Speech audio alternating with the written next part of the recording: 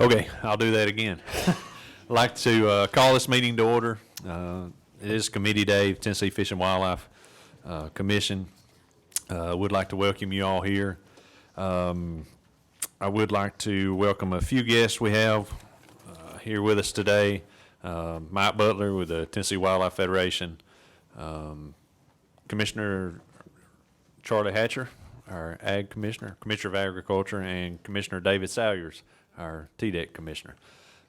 Also, I've got Dr. Tony Womble, Tom Grimsley, and Lonnie Morris. They're here. To share their concerns about Gibson County Lake. They're all from West Tennessee. Danette, would you call the roll? Dennis Gardner. Here.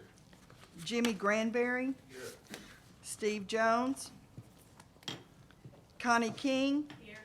Jim Ripley. Here. Tony Sanders. Here. James Stroud. Here. Kent Woods. Here. Tommy Woods. Here. Hank Wright. Angie Box. Here. Brian McLerran. Here. Kurt Holbert. Here. Chairman, we have a quorum. Thank you, Danette. Director Carter, do you have any announcements? Okay. I don't have any at this time. I do have a couple of slides that a couple of has-been commissioners asked me to show today. I saw them last night, so if you could pass the word, Director Carter, when you see them, that we did honor them. But they were shooting in the Ducks Unlimited shoot this morning and sent me this picture showing their trophies, and then it wasn't long, I got the second picture from Lance Ryder with a real trophy. So you can let them know that we definitely showed their picture, but we did get the real one that they don't know about. So anyway, anybody got any announcements from commissioners? I would like to ask you all to turn your phones on silent, including Commissioner Box. And at this time, I'm going to ask Dr. Tony Womble to come up, and they've asked for some time to express some concerns about Gibson County Lake, which is a TWRA lake in West Tennessee. So I've asked him to come speak and gave him about 10 minutes. So. Mr. Chairman and Commissioners, thank you very much for the opportunity to come and share with you about our concerns of what we consider a Tennessee treasure in West Tennessee, and that's Gibson County Lake. Gibson County Lake is a 560-acre lake that is located about 5 miles northeast of Trenton. And this lake is a phenomenal lake when it comes to the way it's been managed, thanks to TWRA and its management as far as the size of fish that come out of it regularly. It's not uncommon to have many 10 up to 13-pound bass that's caught in that lake each year. You'll see it also has a store, bait shop, bathrooms in the back, has a gated area. The shop is open usually from about 5:45 to 8 at night. You also note on this picture, you'll see that there's 45 parking places at this lake. And up until about 3 years ago, that was certainly adequate. At that time, there was a TV spot that was filmed there. Brad Chapman did a spot there and had a TV program, and he caught 2 9-pound bass during that portion of his show and made the comment that it was better than Falcon Lake. That following day, it was hard to get on the lake. It kind of has been that way since. Bill Dance has done a program, and then there was also one that was done by Fox Sport News in which they also caught some large bass. Because of that, the popularity of that lake has become very popular, and therefore we see quite a few folks that are fishing the lake now. Used to we'd see 10 to 15 boats. Now it's not uncommon to see as many as 40 boats there, 45. I'll show you some pictures later of this past weekend where there was 47 boats there, which is fine. People are coming and sharing and fishing in the lake, and that's what it was made for, and that's great. It does have a pier area and a good ramp and a good dock facility. Very nice lake, as you can see. The issues that we have in the lake, though, as I'll bring up shortly when you see all these pictures of how pretty this lake is and the beauty of it, and that's our concern. We want to certainly do what's necessary to maintain the integrity of this lake and certainly manage the fish in a way that it maintains the productivity of the lake. And like I say, it's 560-acre lake, was opened in April of 2003. It's managed by the Tennessee Wildlife Resource Agencies, who have done a phenomenal job, because you wouldn't have the abilities to catch these size of fish if you weren't managing it properly, and that has been done extremely well. Our problem is not with the management of the fish. Our concerns are with the fishermen and how it's going about. That's what we'd like to talk about. Our concerns really stem from the fact of bass tournaments that are being held on the lake. Now, understanding that the number of tournaments already this year, there's been 4 tournaments on that lake. There's already several more that are scheduled for the year. One of these tournaments had 60 boats in that tournament. You take 60 boats and you put your regular 40 local fishermen there, and you've got 100 boats that are on that lake with 45 parking spots, and you've got people parking everywhere. That becomes a problem. So the size of those tournaments becomes an issue. Out of that comes a problem that you have in the way the fish are managed because of those tournaments. They catch the fish early in the morning, for weigh-ins at 3 o'clock, so you're going to maintain them in a live well all day. And then release the fish. For example, this one of the tournaments before last, there were several dead fish there the following week. Last year we had a tournament where we had a 12-4 that was caught on the lake, 12-pound, 4-ounce bass, which would be a pride and joy for anyone to be able to catch. It was released, and then the following day it was found dead floating on the lake. That's our concern. When we have those kinds of issues in which the lakes that you've put a lot of effort into to manage well and to get it this productive, and then when we as fishermen mismanaged it in that way until we get the point of having the death rate and the wellness of the resource of the fish not taken care of. Also, when you have the tournaments there, then it becomes non-accessible for our local fishermen. Some of these tournaments come out of Kentucky. We have had there from Kentucky, Missouri, Arkansas, that come and fish the lake, and that's great for them to come and fish it. I love for them to do that as well as anybody does. But to have the tournaments on the lake, then it becomes a real issue. For that smaller lake, 560 acres, and you put 100 boats on that lake, becomes a major concern.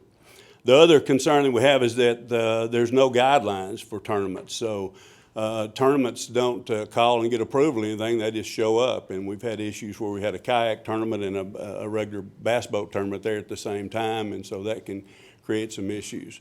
So those are our concerns that we have, and we felt it'd be unfair for us to come and to express a problem and concern with you and not also be able to express some possible solutions to the problem. So we would like to request from the commission to be able to, our suggestion would be that we would eliminate all tournaments on all small lakes. We realize what tournaments do, though. I myself am a previous tournament fisherman, fished them for years. Tournaments have become extremely popular.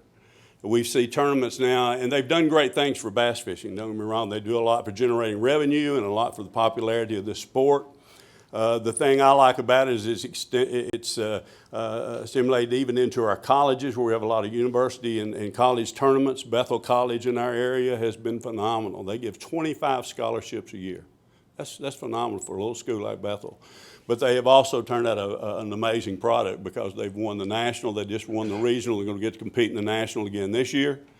So tournaments have certainly had a place. It's even have tournaments now in high schools, which are phenomenal. Anything we can do to bring our young people out of video games and get them off of the TV screen and get them out into nature, I'm 100% for it. And tournament fishing has done that. So it has its place, no question about it, and it's a great thing.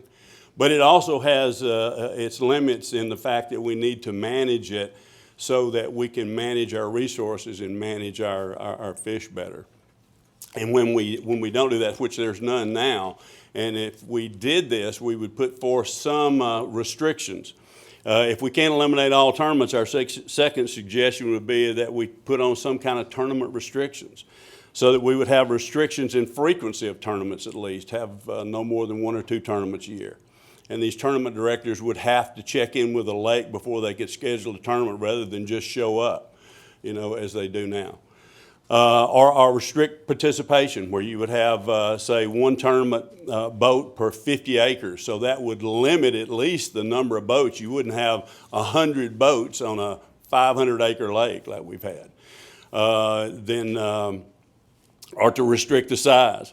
And that would be the size of the lake, so that you would say not allow tournaments on lakes less than 750 acres. I personally think it ought to be 1,000 acres, but 750 acres or something of that nature. We have a lot of lakes in our area in West Tennessee, especially around the Lexington area. We've got the beach lakes there where we have Pin Oak and Dogwood and Pandy and Beach Lake itself, a lot of those lakes.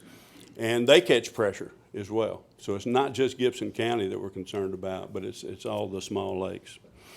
The big thing that we'd like to see is some way that we can minimize the stress on our fish, and I apologize for the misspelling there on weighted, but it's so that we would do something. The Major League Fishing has come along and done something that is unique in professional fishing now, in which they weigh the fish and it's released immediately. Average time is 18 seconds that fish is out of water.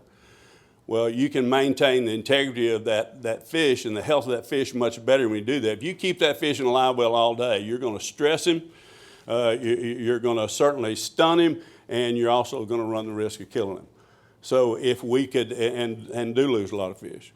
But if you did this, in which we would have some way in which they would be released back into the water quickly, then that would also minimize that stress, and we think would help manage our resource better. The kayak people have a neat concept that they do with their tournaments. They have to they don't go by weight. They catch a fish, they measure it, take a picture of it, and release it. And that's how those fish are then determined as far as who wins the tournament. Okay. As you can see from these other pictures I'll show you, this is last Saturday, and there was no tournament being held. This is just a regular fishing day there, and you can see there's 47 boats, is that right, Lonnie? 47 boats there that day. There's only 45 parking places, and that doesn't count those that didn't have a boat and trailer. There was a lot of those who were fishing off the pier and so forth, and you can see people having to park on the grass, park all the way around the lake. So we would like to request that you would give this some consideration, and certainly today our intention is to, first of all, thank you for the great job you've done in the past and continue to do at Gibson County Lake and all of our lakes, but also consider something that we can do to help manage these lakes better in the future as far as tournaments are concerned and the fishing pressure that they receive. Okay? Thank you. All right. Thank you, Dr. Womble. It's definitely something the agency will look at, and the commission. I'm put this task with Commissioner Box and the Fisheries Committee to look at this and maybe come back or talk to our Director of Fisheries, Chief of Fisheries, Frank Fiss, and Tim Broadbent, who's our West Tennessee guy, Region 1. But anyway, do you have some questions for Fiss, for Frank? If not, I'm going to. Sure, you want to come? I think Frank's got a few comments. Okay. Yeah, just briefly, thanks for bringing that thorough presentation. I've not been there, and now I feel like I've been there, so that's a good overview of what's going on. Having crowded ramps is pretty common at a lot of waters across the state, and so if there's things that we can figure out how to fix that across the whole state, that would be helpful. As far as the wellness of the population at Gibson County Lake, we've been monitoring that annually. As you know, it's a good fishery. That's why people are coming. So we don't feel like we're at a panic button where we're about to lose a good thing. We think it can handle the pressure it's getting the way it's getting it right now, and tournaments are certainly a part of bass fishing. So we'll take that under advisement and move forward. Thank you. Thanks, Frank. I appreciate you guys taking the time to come up here. You got a question? Got a question. If you have a fishing tournament, is there an issue, a permit issued, or is it just like what Doctor's talking about, they just show up? In a lot of cases, they just show up. If it's on a TVA or core facility, there can be a permit process depending on the size of the tournament. But in general, for specifically for our agency lakes, no, you can come and have a tournament. How many tournaments, Doctor, did you have last year? We don't really know, because a lot of them would come. That's what I was gonna say. We got to check and get the numbers, but there's no way to do that. We know of approximately 11 tournaments, but we don't know how many that were there that. Yeah, you don't know, Nobody knows. they just You show up. And boom, there's 50 boats there. Great, thank you, sir. Thank you. All right. Any other questions? All right. If not, I'm going to turn it over to Chairman of the Wildlife Committee, Commissioner Gardner.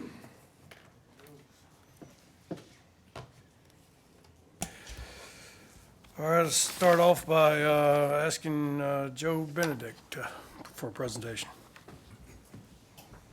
Good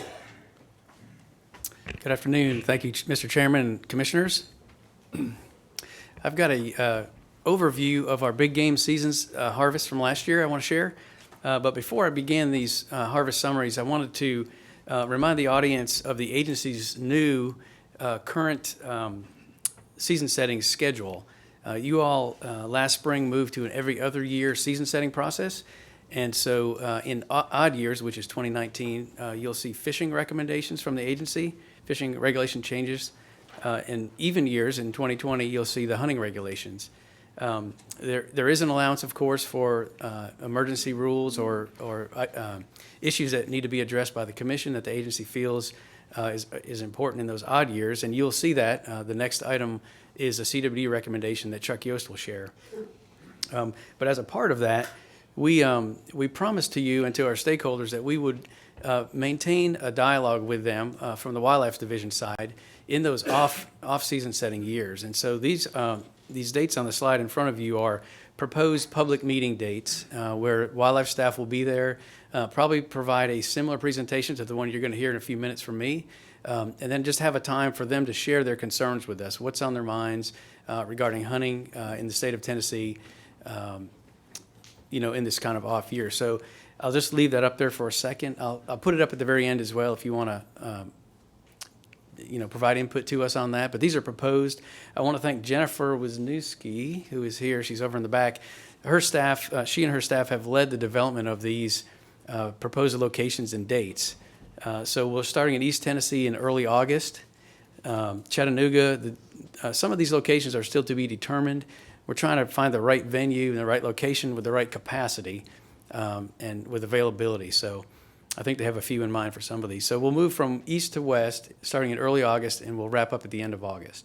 So just wanted to share those as proposed dates to you folks. And feel free to get with Jennifer or myself if you have comments or questions about locations or dates. So we look forward to engaging with our stakeholders throughout the month of August in this off year. Wanted to just provide thanks to my staff who provided the slides for me to provide it to you today. Dan Gibbs, our Bear Program leader, Brad Miller, you all know those folks. James Kelly, you know him. You haven't yet met Roger Shields, so I'm going to ask Roger to stand up.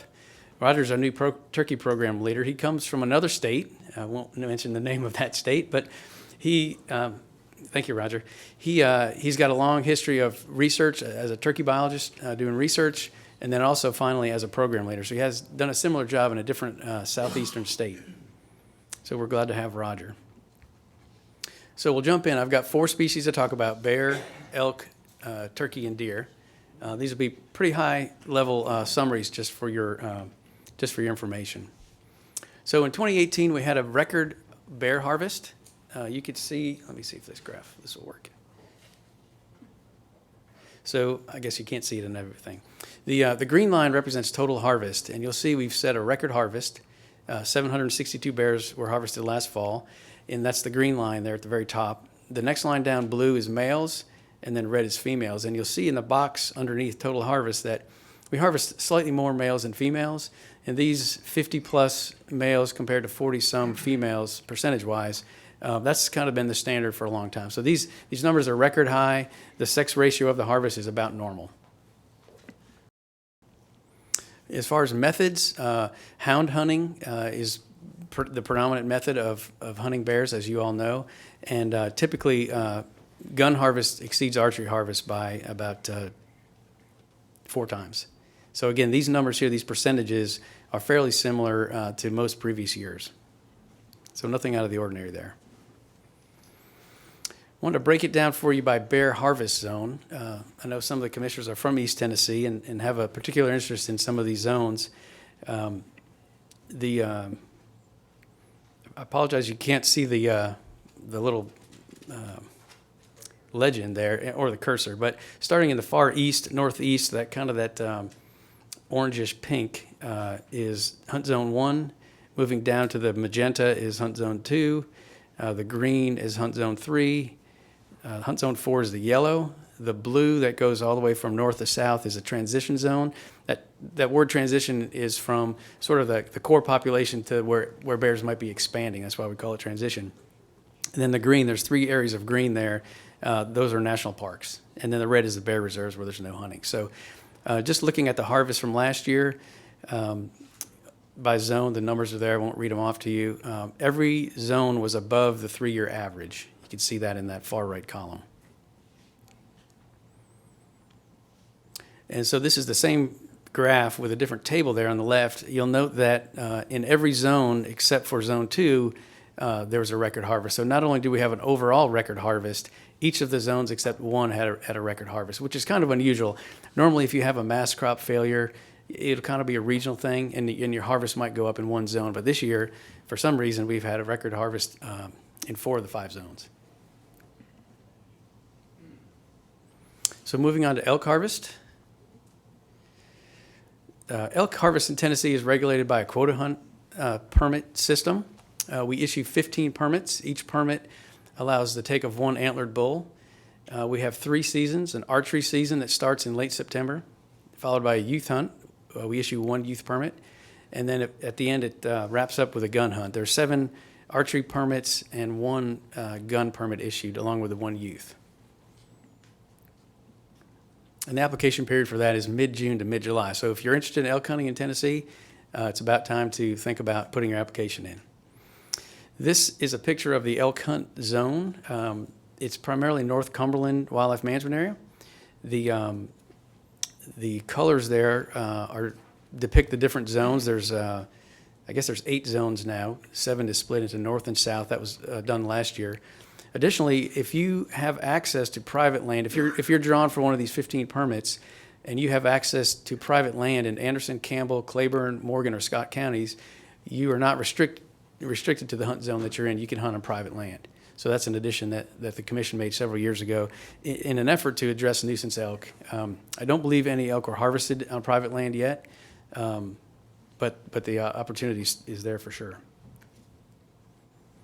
So the 2018 harvest results for elk, all 7 archery hunters took an elk, the youth hunter took an elk, and then 4 of the 7 gun hunters took an elk. So we had a pretty good, successful year.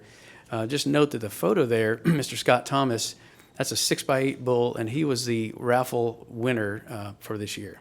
So let me back up. I guess I forgot to mention, there is one of the 15 permits, which is a gun tag, is issued through the Tennessee Wildlife Resources Foundation.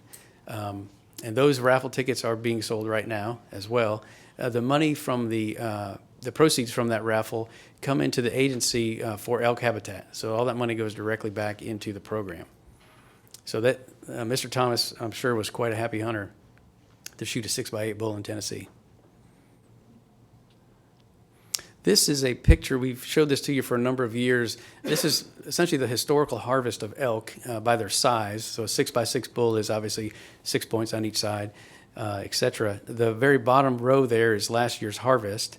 You'll note there's some footnotes. A is for archery. There's the youth hunter was in Zone 4, and the youth harvested a 6x6 bull. That's a pretty nice bull. And the R is the Mr. Thompson, the raffle winner. So he shot his bull, the 8x6 bull, in Zone 1. And there's just a few pictures of these magnificent animals that we have here in Tennessee.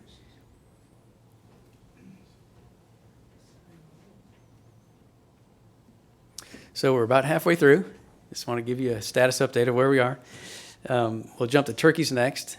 I want to thank Roger. He did a great job getting these together for me this first year of his. So we had over 19,000 successful turkey hunters. And what a successful turkey hunter is someone who shot 1 or more turkeys. 61% of successful hunters this past spring shot 1 bird. I was fortunate to be in that group, although I set a personal best, I guess that's the wrong word, but for the least days hunted with 5 mornings. So I got lucky my last day. So about 23% of our hunters shoot 2 birds, and then just 16% or so shoot their 3 or 4 birds. And you'll note there's greater than 4 birds in there. Just to remind folks, there are some bonus birds available on select wildlife management areas. Just a few wildlife management areas. When you shoot a bird there, when you harvest a bird there, doesn't count against your statewide bag limit. And these proportions are fairly similar year to year. Here is a table with our 3 different seasons. Again, we'll start with youth hunt. That's the weekend before the regular hunting season. We shot almost 1,000 turkeys, our youth did, so that was a great year for them. Our private land season, it's the same as our wildlife management area season, the same dates. We just separate our birds that are shot on public lands. The number there is 28,388. That's an increase from last year. I'll have that comparison graph for you here just in a second. And our wildlife management areas, we shot just over 1,800 birds. So the total harvest, self-reported harvest for this past year was 31,193 turkeys. So to compare this spring's harvest to past harvests, we typically show you folks this graph. And again, these are self-reported turkeys. If we look back to the far left side of the graph, you'll see these low numbers, and they're growing steadily. And this is harvest, not population, but it's kind of a surrogate for population because we don't have really good population estimates, or we haven't had historically. So the growth curve there on the far left is really when the population was growing. We were restoring turkeys, we were stocking turkeys, we were moving them around the state. So you'd expect to have, as the population grows, increase in harvest. So you'll see we peak there in early 2000s, and that's typically what you'd have with a growing population. And you see this in a fish pond as well. I know Frank could comment on that as well. You have this sort of exponential growth, and then the population stabilizes, and you'll have some bumping around what we consider to be carrying capacity, and that's what happened in early 2000. And so if you look at the very last number, that's 2019 spring season. That's the 28,000 turkeys. The total harvest was 31,000. What we do with this number is we remove the wildlife management areas numbers from this, because you guys know we purchase land all the time. We add those areas as hunting, and if you increase the area, you'd expect the number to go up. And so it would be an artificial inflation of that number. So this is a way to just sort of standardize this number from year to year without that additional acreage. So the harvest this past year was 11% up from last year. If you remember last year, we had rain on the first 2 or 3 weekends, and so our harvest was down. We don't have a good estimate of hunter effort yet. We're working very hard on that. We hope to have that soon. Obviously, effort plays a big role in harvest. And so again, then this number here is about 3% down from the 5-year average.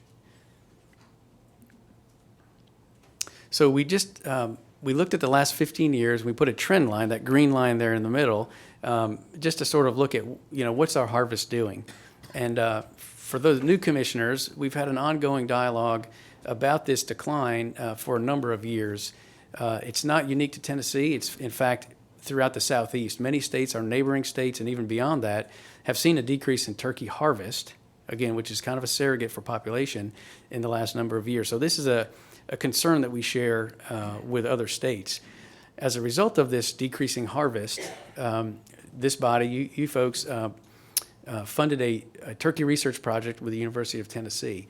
And the project is designed to provide a whole bunch of population parameters, including nest success, gobbler survival, hen and poult survival, and other factors. And we hope to determine if there's anything that we can control that's affecting the turkey population.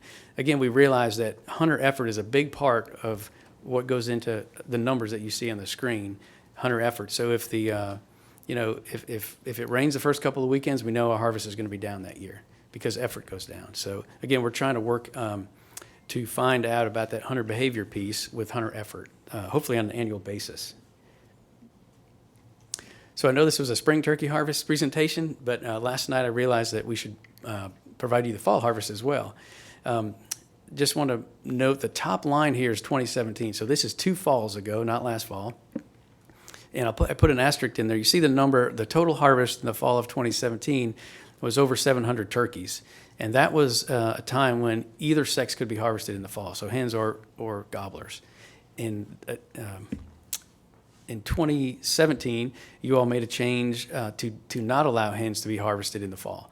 And so if you look at the middle column in the bottom there, you see there's 19 females harvested last fall. And so those are most likely bearded birds that were checked in. So, you know, the regulation is not hens or gobblers, it's bearded turkeys. So I think we've got, these are preliminary numbers, and so there may be some of those that are mistakenly entered as a hen, but they're most likely all bearded birds. So that's the discrepancy there. All right, our final species harvest summary to show you is deer. We saved the best for last, I guess. Statewide reported harvest last year, 147,684 deer. That's a little bit lower than normal, but you know, those numbers are so close together as you look at the last 10 or 12 years there. So nothing too out of the ordinary there. Again, you know, we don't know how many home games the Titans had that might have influenced this. You know, how hunter effort plays into this is also an unknown with deer and turkeys as well. These are the same numbers divided by bucks and does. We've showed you the same graphic for a couple of years. You'll notice the pink are does and the blue are bucks. The harvest last year, 67,000 does and about 84,000 bucks. And again, these numbers, the proportion of male to female or bucks to does, really antlerless to antlered, has been consistent pretty much throughout the last decade or so. So kind of an unusual year for many of our species this year, kind of an average year, I guess is a way to say that. So there's a lot of color on this graph, but the primary take-home message is look at the top line, the turquoise color. Those are that's the proportion of deer in the annual harvest that are 2 and 3 year old bucks. Okay, they're probably the most commonly shot, as you can see by the percentage. But if you look at the last number of years, that number, that line is going up. So it's an increase in proportion of older bucks in the harvest, right? So we're shooting more older bucks, which is good.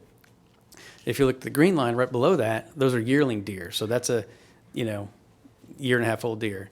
And as you shoot more mature bucks, you're by default going to shoot less younger deer. So you see how as one goes up, the other one goes down. And so that they kind of complement each other in that way.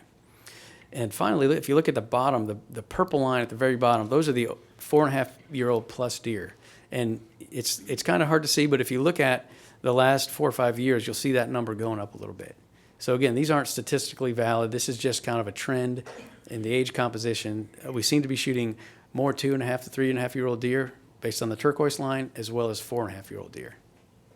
So that's good news. There's some regulation changes that you put in, reducing the buck limit from 3 to 2, and some of those factors are showing up in our data now. So 3 more slides. This is a slide. There's an interest in how many deer the average deer hunter shoots. How many deer do they kill in a year, right? We know there's freezer space. We know there's some other factors that hunters use when they go deer hunting, decide how many they want to harvest. This graph includes only deer hunters, rather, that have killed at least one deer. So similar to the turkey graph I showed you, these are successful deer hunters. So of those hunters that shot deer, 57% of those hunters shot one deer. So over half the hunters shoot one deer and they're done, right? Whether it's time or some other limitation. Another 24% shoot 2 deer. And then you've got about 20% that shoot 3 deer or more.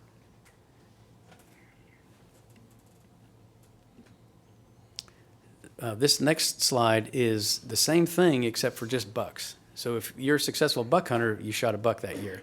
So 78% of hunters that shoot a buck only shoot 1. 20% shoot 2, and then 2% shoot 3 or more.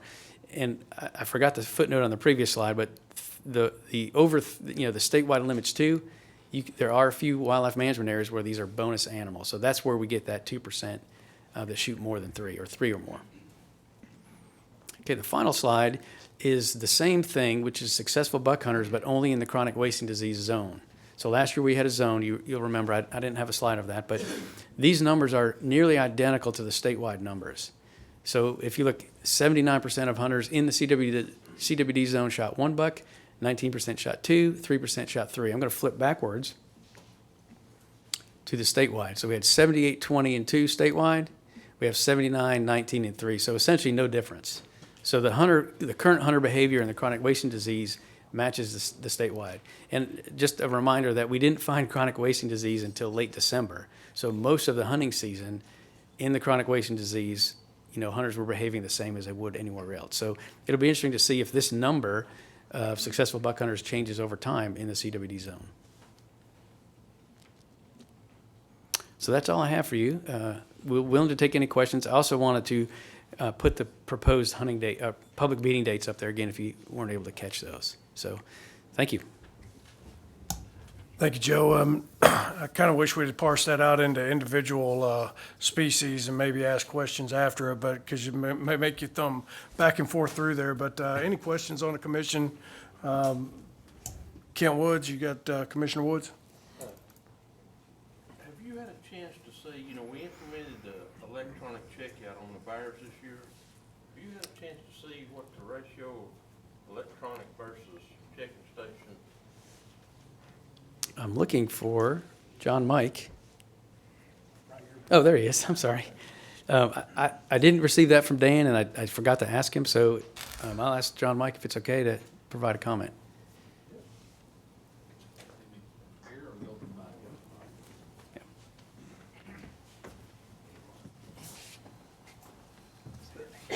Okay.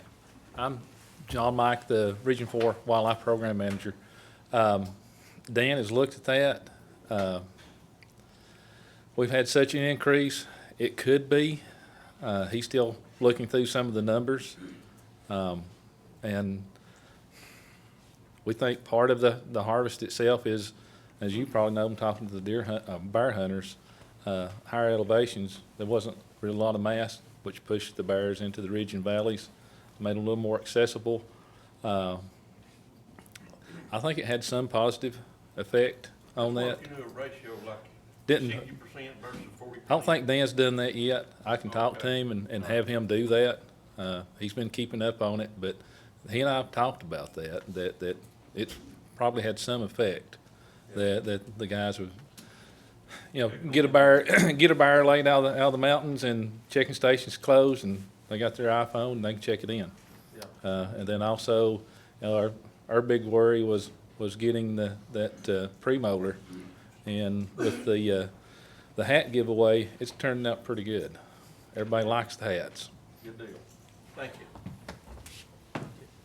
All right, thank you. Other questions from the commission? And just to remind everybody, anybody on the commission can ask. Commissioner McLerran? On your bear harvest, was the increase due to where we opened up to the weekends, or what do you attribute that increase to mostly? Well, personally, as far as the increase was the bears are moving a little bit more. We don't have a bear season in Clarkman County, but just on the ridge I live, which is in the ridge and valleys, when I'm looking at the plateau, I have 5 bears on my ridge because we're there. And that's what some of the nuisance complaints we're getting, bears are coming out of the mountains. And when they move like that, they're gonna be a little more accessible. So I put that to part of the harvest increase. The bears are there, they're a little more accessible. Okay, thank you. All right, I'm going to change this up a little bit. Any more questions concerning bears? All right, how about elk? Let's just take it by animals there. Anybody got questions concerning the elk? And is it 15? I do have one. Is it 15 permits or is it 16 with the rifle? It's 15 permits, so one of those, 15 total? right, Okay. 15 total. Okay, nobody else on the elk? All right, turkey questions. Anybody got turkey questions? Besides me, because I have some. All right, on the turkey survey, I was wondering, you mentioned a few of the metrics that they're using during the survey, and I was wondering if one of them was weather. Because, and point being is, last year, our weather was significantly worse than this year. And One of there is a human dimension. There's a public survey that they're doing in the 5-county area in southern Middle Tennessee where the study's taking place. And so they're getting hunter effort, which could be tied to weather. I don't know the specific question about that. We do know that weather drives participation. And so we can reconvene with them and see if there's a weather component. A lot of times you can go back, we can calculate harvest by day of the season, because as a report comes in the first day, you can check at the end. Susie and her staff can say, oh, we've killed X number of turkeys today. We can go back after the fact and look at weather as relate to those harvests. So we could do that after the fact, but we'll check with them and see if or how they're using that now. Yeah, I see how it ties into the hunter effort, but I guess more specifically what I was talking about is how it ties into the hatch and the survivability of the young and that. We'll ask them. Roger, do you know anything about if they're intentionally or specifically including weather in their parameters, in their data collection?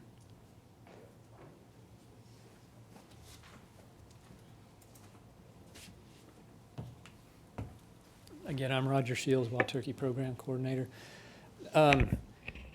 Weather is a well-known feature of nesting success and reproductive success.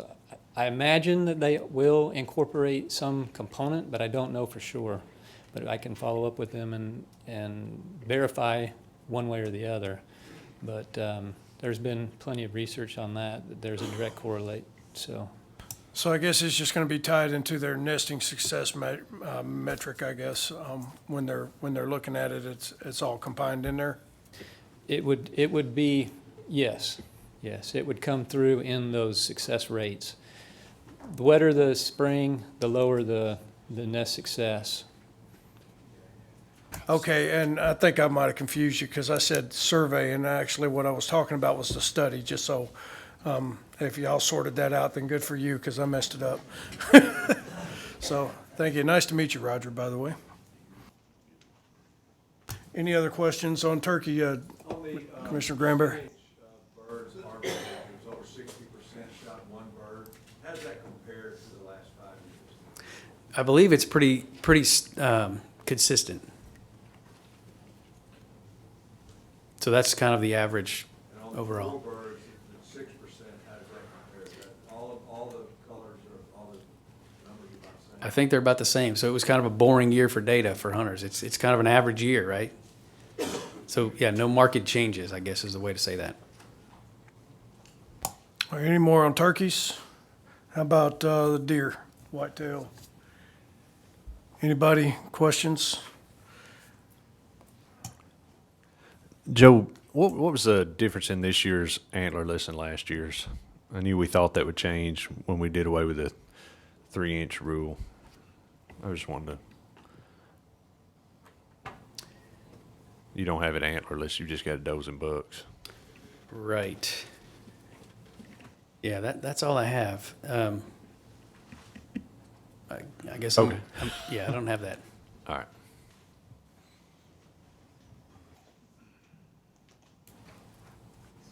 Any other questions? All right, Joe, thank you. Thank you. I'd like to call Chuck. Yeah, we're going to take a 10-minute break back at 10 after 2.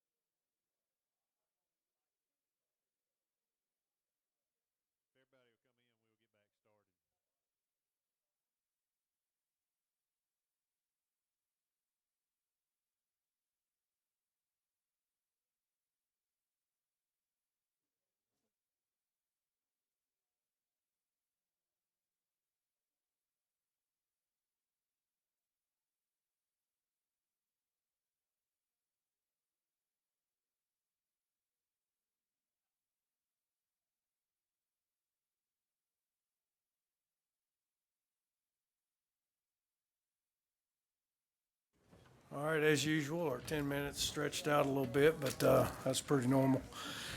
All right, Chuck, you ready? Chuck Yoest. Yes, sir. Thank you. Commissioners, this afternoon I'm going to present to you Proclamation 1904, which is a statewide big game hunting seasons and bag limits. And don't be misled by my slide title there. I am presenting the proclamation for passage.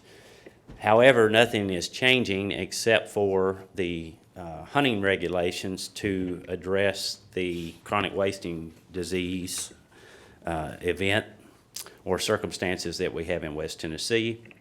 This is a revised recommendation from what you heard at the April meeting. Following the April meeting, based on feedback that we received, and we determined that there was another option available to us as far as a management recommendation, and we have incorporated that into this proposal. So it has changed since the last meeting. You will recall that we have chronic wasting disease detected in 3 counties in West Tennessee: Fayette, Hardeman, and Madison. And even though we have learned of the detection of 186 deer, positive deer, we still have an incomplete picture or understanding of exactly where all chronic wasting disease is and how much there is where it is present. So I wanted to share that, and we have considered that as we've developed our recommendation. And part of our recommendation is aimed at, as early as we can the next deer season, get as many samples from high-risk deer as soon as possible, so that we very quickly have a much better understanding or more complete understanding of where all chronic wasting disease is. There's real potential that the counties of Shelby and Madison, for example, Shelby and McNary, that those counties, that we could learn that they are in fact positive next deer season as we get a better idea of what the circumstances are. So knowing that we have 3 positive counties, we've also classified 5 other West Tennessee counties as high risk because chronic wasting disease has been found so near those counties. And to get at the more complete picture of chronic wasting disease, our first recommendation in this package is to have mandatory physical check stations in the high-risk counties and Madison County on opening weekends of the muzzleloader deer season and the gun season. And that will require hunters to check their deer in at check stations that we are staffing, and we will take samples from those deer, and that will give us that more complete understanding. And just to reemphasize, that would be the 5 high-risk counties that you see there in orange, and then the northern red county, which is Madison County. The second recommendation is that we make the 8 affected counties a separate deer unit known as Unit Chronic Wasting Disease, or Unit CWD. And in this graphic, those counties are represented in purple. The goal of our CWD management, I'll remind you, is to keep CWD from spreading and to keep the number of infected deer to a minimum in Tennessee. And a reminder that hunters are the key to best managing CWD in Tennessee. Unfortunately, the circumstances that we find ourselves in as far as prevalence rates or the amount of diseased deer and the distribution of the disease, it requires substantial harvests that can only be accomplished by hunters. So we've built a recommendation to account for that. So they're undoubtedly the key to best management. And the goal of these regulations is to empower hunters to harvest more deer while targeting the high-risk deer. And to begin more of the specifics on the recommendation, we're recommending that the dates of the deer season in the CWD unit, that they mirror the statewide dates. So it won't vary from the statewide dates. and that's to keep things as simple as we possibly can. The statewide antler deer bag limit of 2 would still apply. However, this proposal will allow the harvest of additional antler deer beyond those 2. It could be that a hunter could harvest as many as 4 if he earns the 2 earn-a-bucks that will be possible with this recommendation. And then there's also a replacement buck option that I'll share with you in just a moment. The regulation is set up to increase both the harvest of bucks and does, which will be helpful.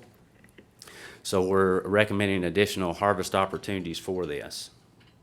And before I do that, let's look at some of the results that we learned from last deer season and the disease monitoring efforts. And we learned, and this is Tennessee-specific data, and what it shows us is that the bucks are twice as likely to have the disease as does. And so this leads you to the obvious conclusion that if you're trying to control it, then increasing the number of bucks is a great way to do that. And this is especially relevant because the bucks tend to travel more than does, which could lead to disease spread. So with this recommendation, we've accounted for that. We've also accounted for the fact that our data shows that the older bucks are 3 times more likely to have CWD than younger bucks.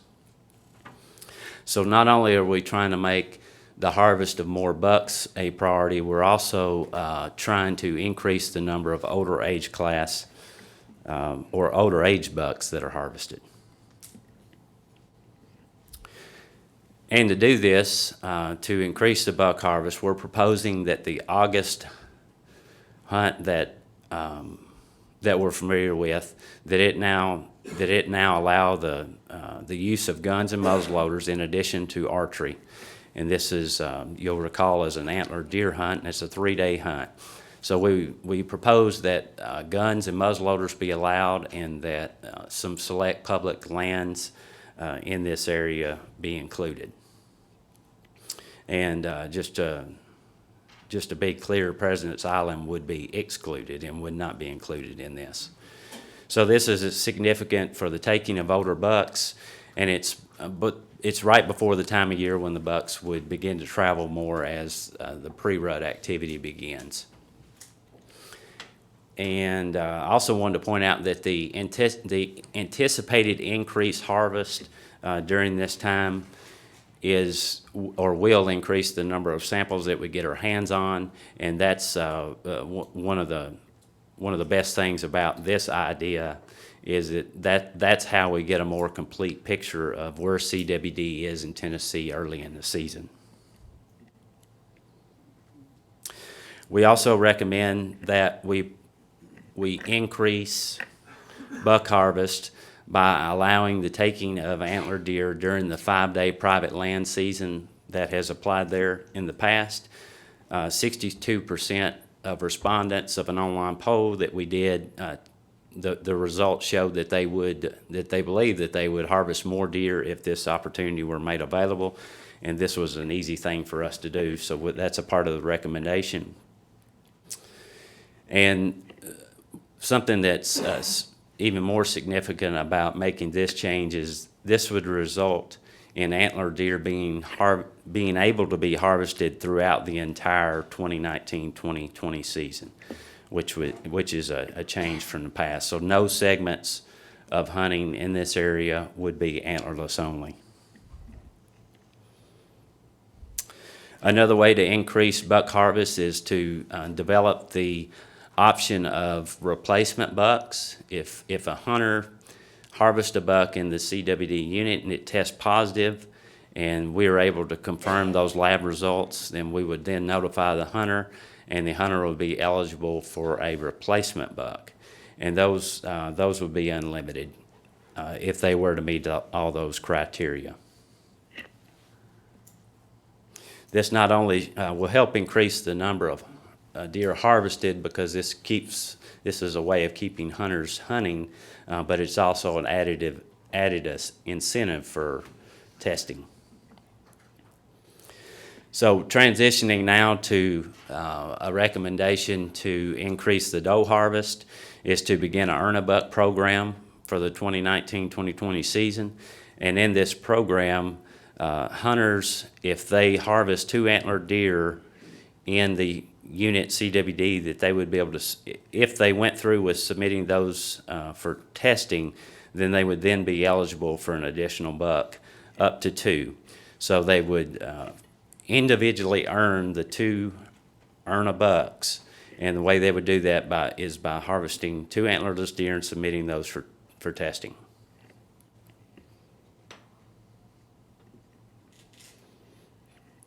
So that's the extent of the recommendations, and just to provide a quick summary of those to think of it more completely.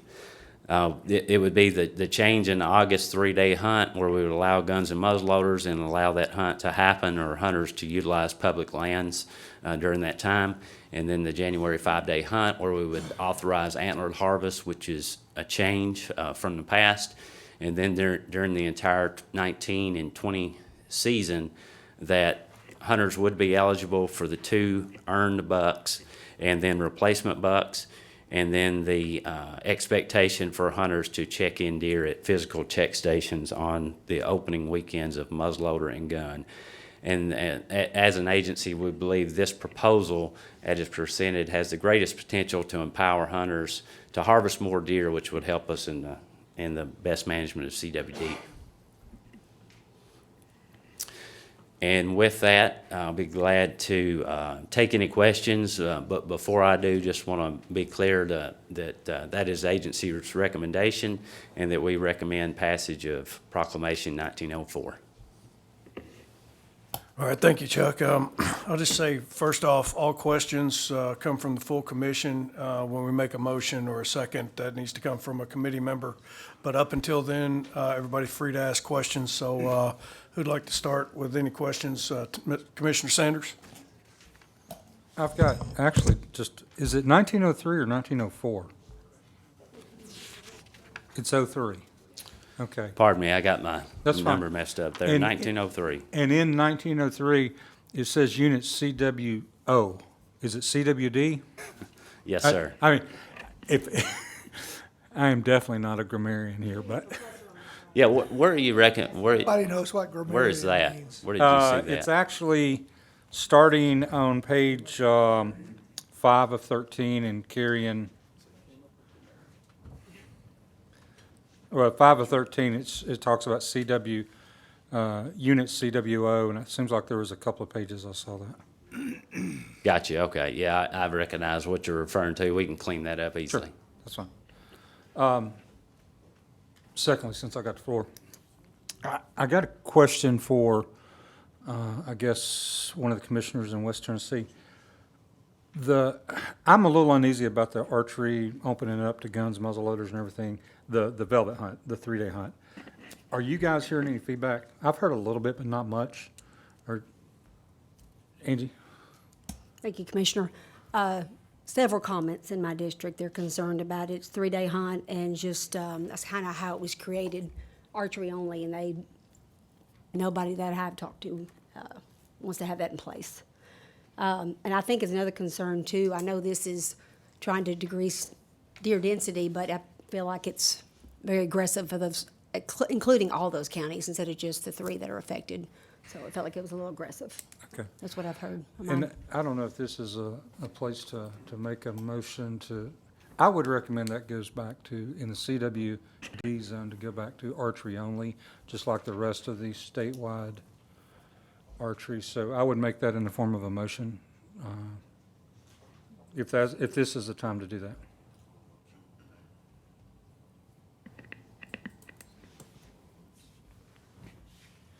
Oh, so it's not the time, is what Okay, I've been checking. You'll have to get the full motion on the table, and then you'll have to amend it Okay, after we get that's a fine. motion for Fair approval.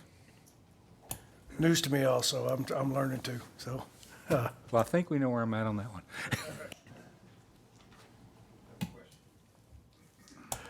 Commissioner Ripley. Thank you. Chuck, if we are looking to maximize the harvest of big bucks, it would seem to me that the time best to do that would be in the heart of the rut. maybe I'm a terrible deer hunter, but that's the only time I ever see any big bucks is when they're crazy and run around me. But when would we say in Tennessee typically the rut is full on?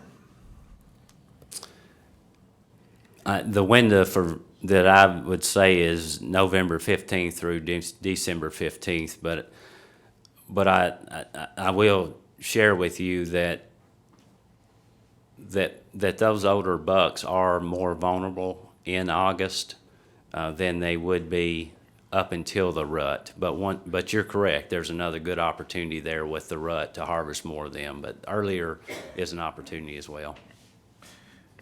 My thought was, and I don't know how this might work, but the muzzleloader season, and looking at the calendar here, begins the 9th of November and would include that first 10 days or so that are in the heart of the rut. What if we made that a muzzleloader, archery, and rifle season? With the idea being that a rifle's going to be more effective to kill big bucks. If somebody wanted to use it, maybe we would kill more big deer then. It's just a thought. I don't know. It's a pretty big question that I would have to check with some other staff. I think it's common sense that if we made that a gun hunt, the number of deer harvested would increase. But we'd just have to flesh that out some more. Okay. Commissioner Kent Woods. I like what Commissioner Ripley said about that during the muzzleloader, but I think that we still should make that hunter have to buy his muzzleloader. Or is it with the big game stamp? Is there a separate muzzleloader tag nowadays? There is a muzzleloader tag or license, I'll call it. Yeah. However, I'm looking for acknowledgement or affirmation, but the license type is specific to the firearm that you're carrying. So if you were, I don't believe we could require. I don't think we could deviate from that. We had that discussion when we were discussing the big change in at one time, and that is correct. You can't make them buy a muzzleloader stamp or license if they're going to hunt with a rifle. I see where you're going. Yep. Commissioner Stroud. If the counties grow, if there's more counties, God forbid, but if there are, it would take in the CWD. In other words, I guess my question is, as this thing gets crazy and you get more counties, you just, you enlarge that region, correct? We would come back to you all to let you all know that, and then it'd be up to the commission on what the next steps would be. Okay, thank you. So just to follow up on that, with the CWD zone now, or as its own area, if it is dynamic, if the commission approves it, if we find further positives that might include a new county that's not already on that map, we could dynamically change that during the season. That is correct. Yes, sir. It would take formal action by the commission, but you certainly have the authority to do that. Commissioner Connie?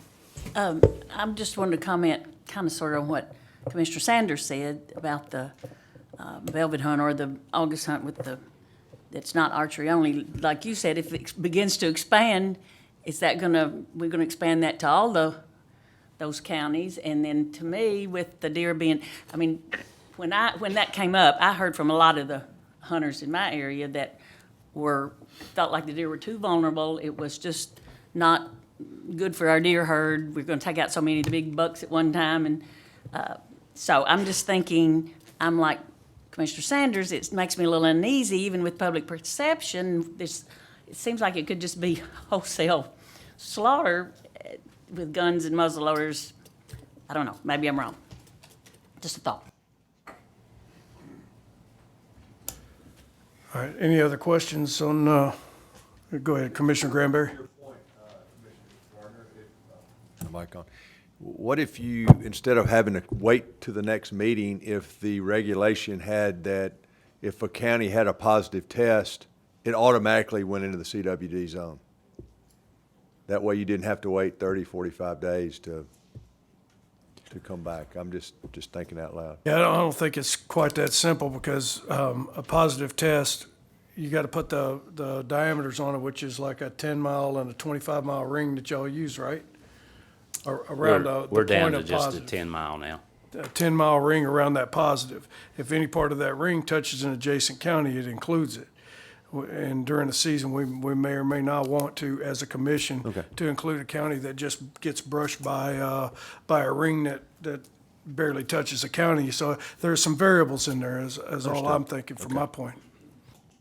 And Commissioner, if I can just clarify one thing, the 10-mile radius is no longer part of our management. It's now it's, if it's within 10 miles of a county, then it would be considered high risk as opposed to a 10-mile radius. Okay. Other questions? Go ahead, Commissioner McLerran. Chairman, so we can properly discuss this, I'd like to make a motion for the approval of Proclamation 19-03. We have a second? Second. All right, motion by Commissioner McLerran, second by Commissioner Sanders, and just all Wildlife Committee members approve by saying aye, or? Aye. Oh, any discussion? And now that I've got my Robert's Rules of Order out, at this point, I would like to make an amendment to Proclamation 1903 to limit the August hunt to archery only in the CWD zone to match the rest of the state. All right, we have an amendment on the table to remove the gun and muzzleloader from the agency's proposal and match the rest of the state on the velvet hunt in August. And second by Commissioner Box. Discussion on that amendment. I'll just say for my part, the goal here is to try to remove as much deer. Well, that's a poor way to put it. The goal here is to try to gain as much insight on our deer herd as early as possible. The best way to do that or the earliest we can do that is in August, barring a few other scientific not experiments, but sampling. I don't know that I agree with the whole removal of that. To me, it seems like we could go muzzleloader and archery and maybe meet in the middle on it. That's my opinion. But I think the earlier we get the samples out of this zone, the better we're going to have an idea of what kind of area we're talking about it affects. And I know the people that don't have the positives in their counties are against it, but the earlier we can figure out if they're positive in that county, the better off we're going to be, and the better off their herd's going to be in the long run. And so I'm having a hard time balancing that. Well, and I don't disagree, but my concern is we all know in August a lot of the antler deer are still in bachelor groups. I think they're much more susceptible, and just like I'm not going to go to Colorado and hunt elk without a rifle again, I just think it creates such an opportunity. Whereas archery, at least they still have a chance, and we're still going to get a pretty good sample. I forgot how many we harvested last year, but I think we still get a good sample. And so I think with all the other regulations that are going into effect that carry out through the state, I just think that's my reasoning for making the motion. Commissioner McLerran. And I realize this is dealing with the CWD zone, but I had people all the way up on my end of the state calling me saying, you know, please don't allow rifles in August. You know, and that's a long way from us, and our people aren't down there hunting. But you know, I was having those phone calls, and of course I guess defer to Commissioner Box because that's her territory. Is what are your people saying there? They have been against it, and it's hard. This is a really hard decision for all of us because it seems like both is best and both is worst. I'm concerned about the detriment of the resource compared to CWD. I mean, we don't really know, and I know we need to be aggressive as far as keeping this contained, and we're not going to stop the spread of it. But and if it was in a small concentrated area, I might feel a little bit better about it, like maybe the 2 counties. But I just don't. I feel like it's too aggressive, like you said, when they're in groups like that and they're the bean fields and it's August to have rifles. I just feel like it's too aggressive for that large of an area. So, and that's kind of what my district head commented on. So.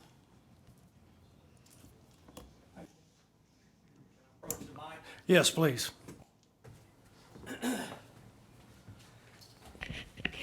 This is a difficult thing, obviously, and but from a purely disease standpoint, you need to think long and hard about it. I know there's a balance between you've got to keep the hunters involved, or you're not going to be able to tackle this whole thing. And if they get against you, you're going to be in trouble, right? But at the same time, if you make a decision not to do this, this is a recommendation coming from a group of people that they're trying to do the right thing. So I think the goal here is, I'd recommend against protecting diseased deer. So if part of the problem or part of the, the solution to disease control and prevention, if these were behind the fence, would be to reduce the population or depopulate completely. So that's part of the goal here. So whatever you can do to reduce the population of diseased deer will serve you well as far as keeping CWD in Southwest Tennessee. It's here forever in Tennessee. So the best we're going to be able to do is keep it there. And one of the ways you can do that is to reduce the population of diseased deer, which you have a high prevalence of it in those two counties. So bear that in mind. I know it's still a difficult decision, but weigh that with trying to keep the hunters aboard too. Commissioner Stroud. I agree. Dennis, I think if we're going to take these 3 days, we need to make it as effective as we can, and utilize what we can for our mission, which is to drop the population a little bit, get a ton of research.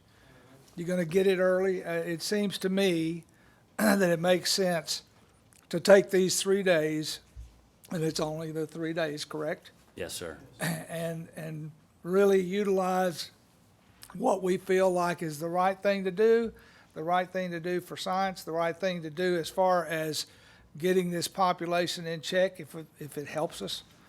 I just think it's not just another season and you get the luxury of choosing the weapon. I don't think it's not about that. It's about gathering, it's about a mission. And I think you defined the mission earlier today and today. And the gentleman just said what he said about this, grabbing these weapons, and I'm trying to get to the end of this without sounding stupid. But I think you take the 3 days and make the most of it. That's what I wanted to say. With everything you can legally use, of course, those 3 things. Okay, thanks. Chairman Holbert. I just, everybody's made a valid point, and I think this is the thing that worries me, and I think should worry us all, and does, is in our informational meeting, Chuck, you made the statement, when we lose the confidence of our hunters, we've lost the fight. So it's very hard when all of your feedback from hunters and landowners is one direction. and then to vote it makes it very difficult, and I think that's what you're seeing is the commissioners in West Tennessee are hearing from the hunters and hearing what they want. And my question to you is, you say it's important not to lose that confidence. Mm-hmm. So Yeah. nobody's had any feedback that I know of, commissioners, that said they wanted, even commissioners that are for it. I'm asking you, have you had any positive feedback? So here we are, right at this important, very important decision, and I can't argue anything what Dr. Hatcher said, but he also made the statement, we've got to balance it. And it's a very tough spot. So you say don't lose the confidence of the hunters. Yeah, it's a dilemma, and we feel the dilemma, and we recognize the loss. We're experiencing the same loss. We have an obligation to recommend the most biologically sound recommendation we can, and that's what we've brought forth here. We don't take the fact that it goes against tradition lightly. One thing that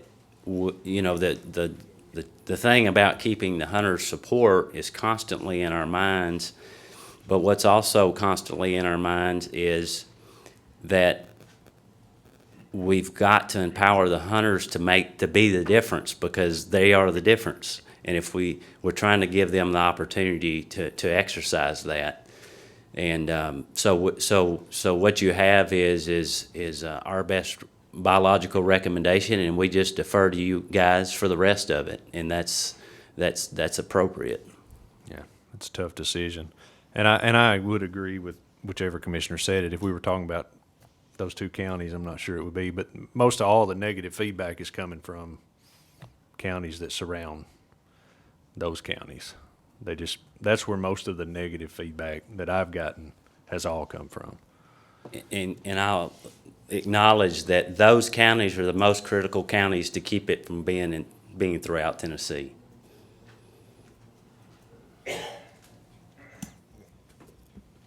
I was going to add a few other comments I'd heard. I think a lot of the hunters are just concerned. So right now we are focusing on the 2.5, 3-year-old bucks.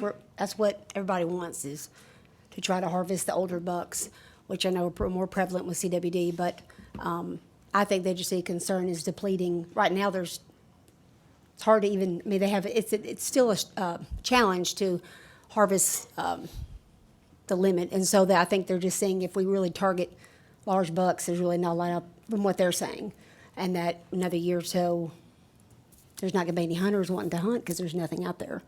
So it's just hard, I know. Anyway, that's it. Let's add one thing. This is only the second year of this hunt, so there's not a lot of history and tradition. So I appreciate what you're saying, Chuck.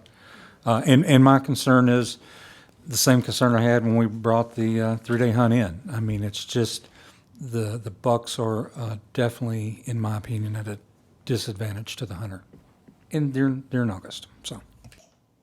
Yeah, which is kind of the intent of the hunt, and adding the other weapons to it is to try to get some of the high disease profile animals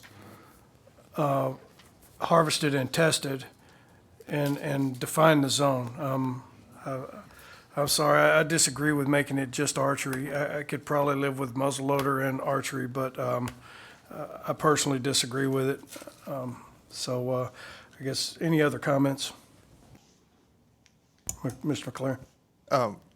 We think a lot about the hunter effort and helping us manage this. And I guess my question to whomever, if we go in there and take most of these mature bucks out in August, who's going to be hunting next year to help control the doe population?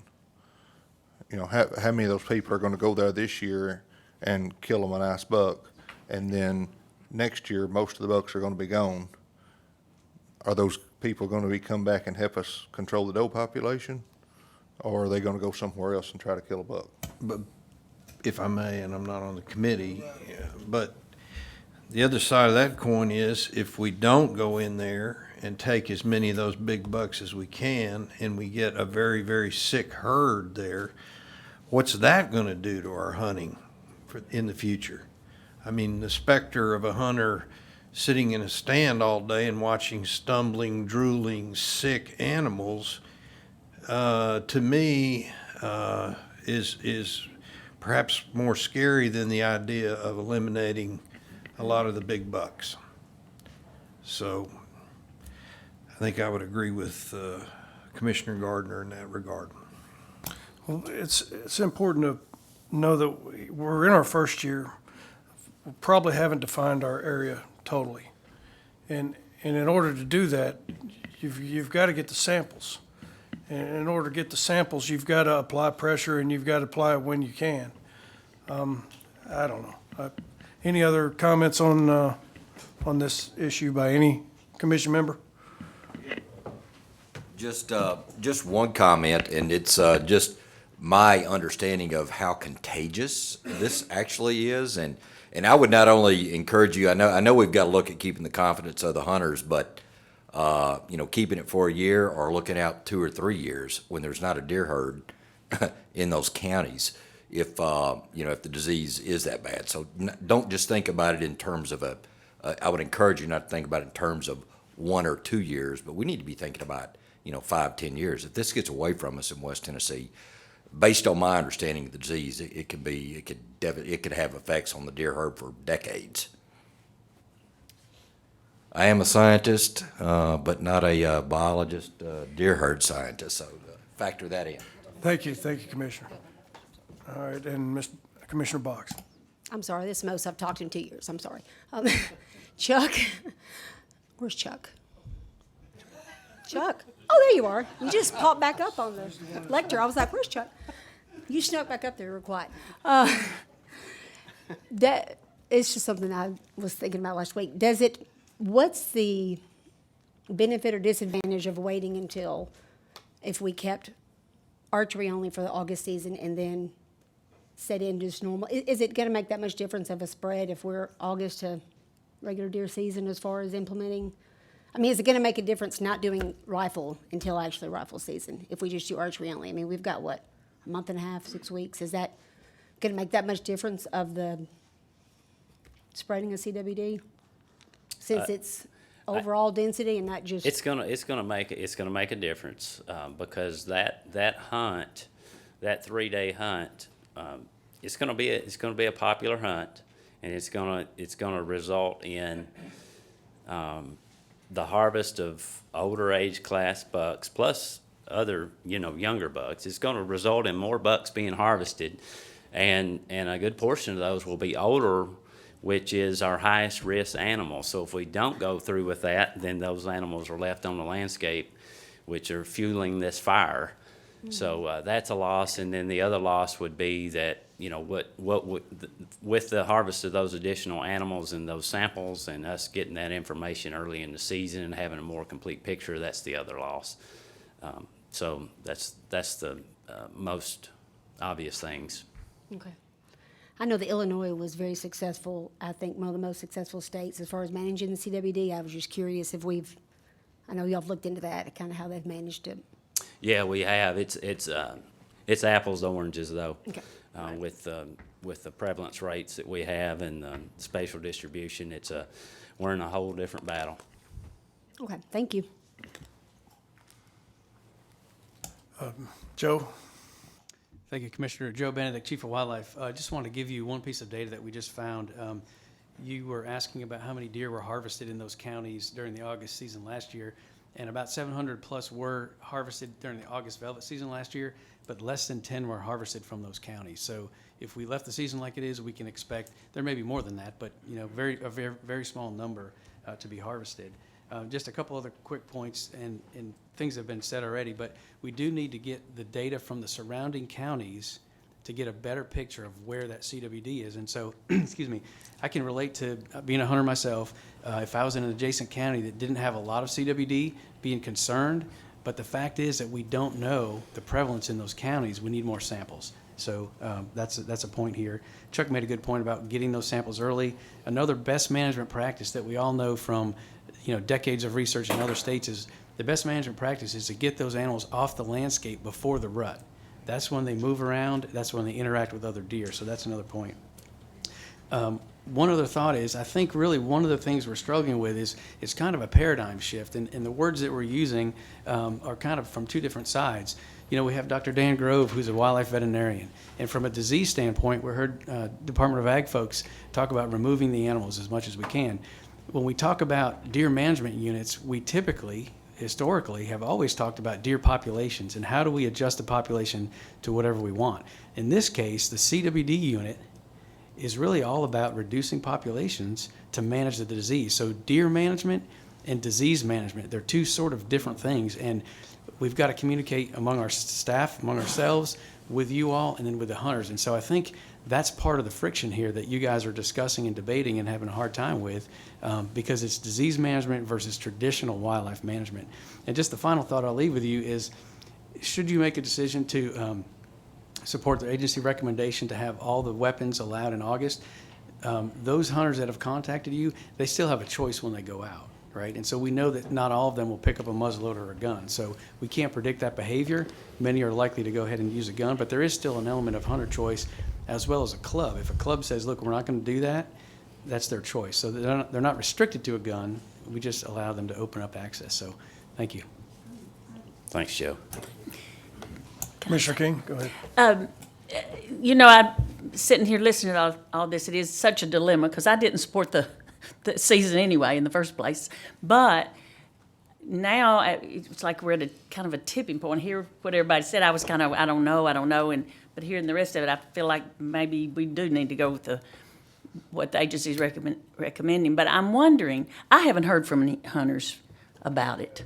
But I'm wondering, how do we approach it? How do we say to the hunter why we're doing this? Is there maybe some talking points you can provide us that would help us talk to the hunter who calls and says, what are y'all doing? Are you crazy?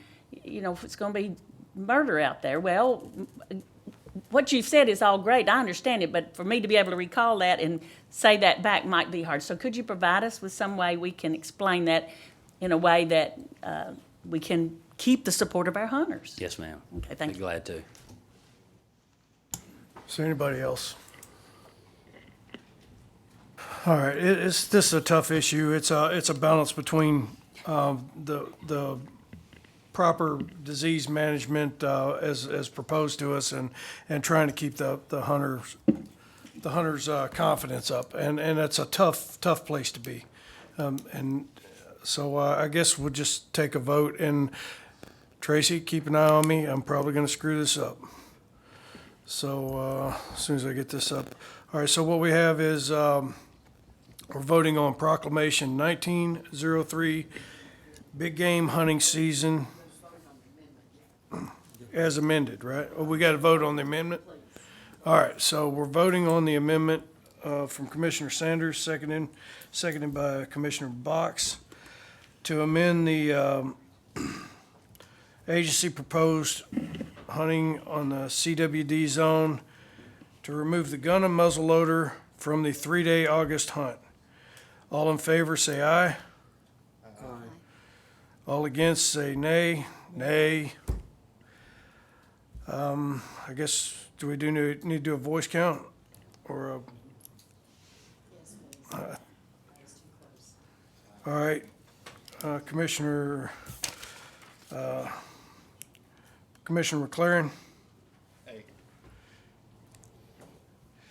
Commissioner Stroud. No. Commissioner Sanders. Yes. Commissioner Box. Make sure I got it. Commissioner Box in favor or? Of amending it. Of amending? Yes. Yes, sorry, I should have been more clear.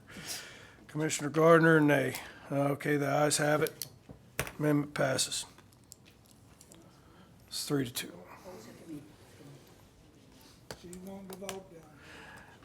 All right, Commissioner King. In light of that vote, could I offer a possible suggestion as to what we might do to still get where we want to get. And it would take bringing up the calendar. Do you have the calendar with all the red, yellow, and green coloration?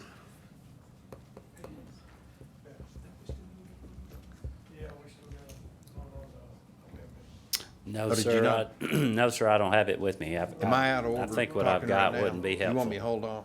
Yeah, let me do. Yeah, I'm sorry. I'll come back to that then. If you can find that slide though. Go ahead. Well, Carry on, Council. okay. Thank you, Your Honor. It occurs to me that, in looking at the map, and this is going to really require, not the map, but the calendar, which shows the dates of various weapon use. It's in our materials here. Do we have that slide available? No, sir, not currently. Okay. I have a calendar. I'll throw it up. Well, what I was looking at here was a way to increase. There you go. That's it. Well, it's close. It's not No. broken out like he's hoping for. Yeah. Hoping to increase the use or the availability of the use of a gun during the parts of the season which are most likely to produce big bucks and a lot of bucks, and that's in the pre-rut and the rut. So one possibility I was looking at, if we said October 28 through November 10th, part of which is archery only now, and part of which is muzzle loading. If we said, no, all of that is archery. If we said that we were going to allow archery and muzzle loading during that period, and then beginning November the 11th, which is within 2 days of the beginning of the muzzleloader season, begin the gun season. That would run the gun season through from November 11th through January the 5th, through the entire rest of the season. It just seems to me that that's making the best use of the pre-rut and the rut season of the year in terms of the lethality of the weapon, the improving the chances of the hunter to actually take an animal during that period of time. But you can't see it here because that's just the wrong calendar. It's the last page of his It's- presentation. We're Is in it the last process page? of It's the last page. having the calendar. I just want to, one of the reasons why we did not propose that is trying to keep things consistent across the state. So if you're wondering why that wasn't proposed, that's the rationale. And I understand that, but again, if you're looking at the goal of harvesting more and bigger bucks, because they're 3 times more likely to be infected, it seems to me the time to do it is during the rut or the pre-rut and to use the most lethal weapon that the hunter has available to him, and that's a gun. Yeah, I understand.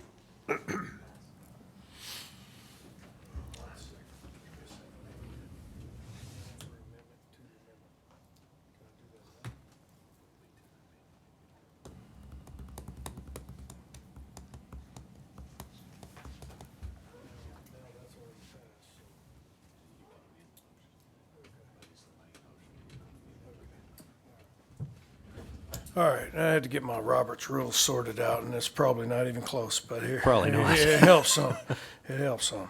All right, now we need to vote on the motion as amended of Proclamation 1903 pertaining to big game.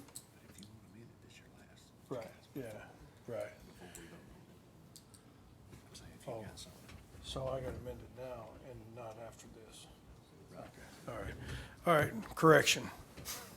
I'd like to propose another amendment to Proclamation 1903. It has to do with the amendment we just passed.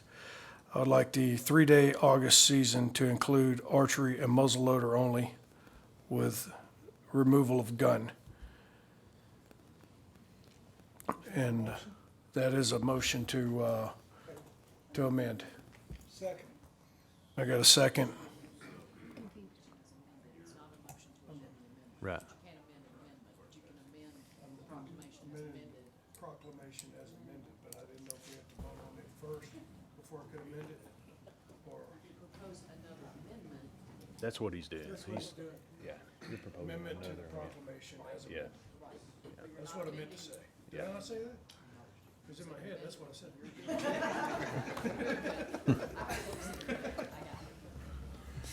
All right, I'm gonna get this sorted out by the time they push me off this thing. Anyway, a motion to amend Proclamation 1903 as amended as for the 3-day August season to be muzzleloader and archery, no gun. And that's a motion. I got a second by Commissioner Stroud. And any discussion on that?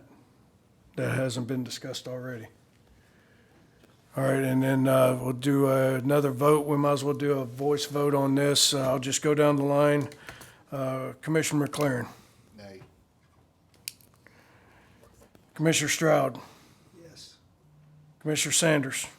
No. Commissioner Box. No. Commissioner Gardner, yay. And the amendment fails. All right, so now we'll move to the approval of Proclamation 1903 as amended concerning big game hunting season in CWD zone. And for committee members only, all in favor, say aye. Aye. Against? No. And it passes.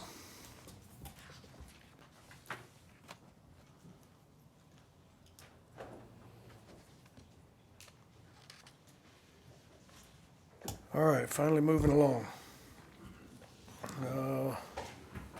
Chuck, I think is that all you have? That's all I have you down for. That is all I had planned for. The amendment that passed, can I get clarification on that amendment? The amendment that passed is that the 3-day August season will remain as it is statewide, archery only. Got you. Yes, sir. Thank you. All right.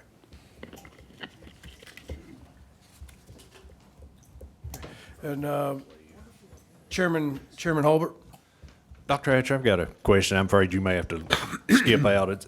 But if you, we asked Chuck earlier and he can answer, but what is the Department of Ag doing differently now that we are a CWD positive state as far as animals coming in or moving throughout the state?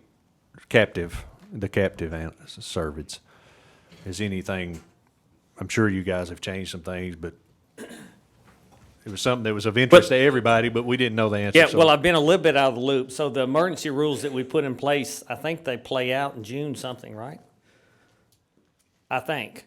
And so Dr. Ballfazer, who's an interim state vet, has looked at changing those a little bit because we face the same kind of criticism and the balance that you guys do on the wild side. We face it on the captive side. So we had people that were jumping up and down about restrictions on movement of non-CWD susceptible species. And so some of that language was taken out for the permanent rule, but I haven't seen it, so I don't know for sure how they're coming on that. So, but I would expect there'll be some permanent rules going into effect or be submitted to go through the rulemaking process coming up in the next month, I believe. Yeah. This balancing act goes across both ways. I know what you're dealing with. Thank you, Dr. Hatcher. And I guess we're ready for Pandy Upchurch.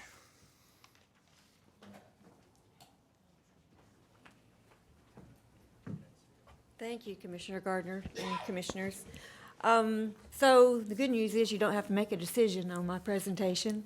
And I'm going to tell you some things that I know you already know about the biodiversity of the state of Tennessee. I'm the Assistant Chief of the Biological Diversity Division.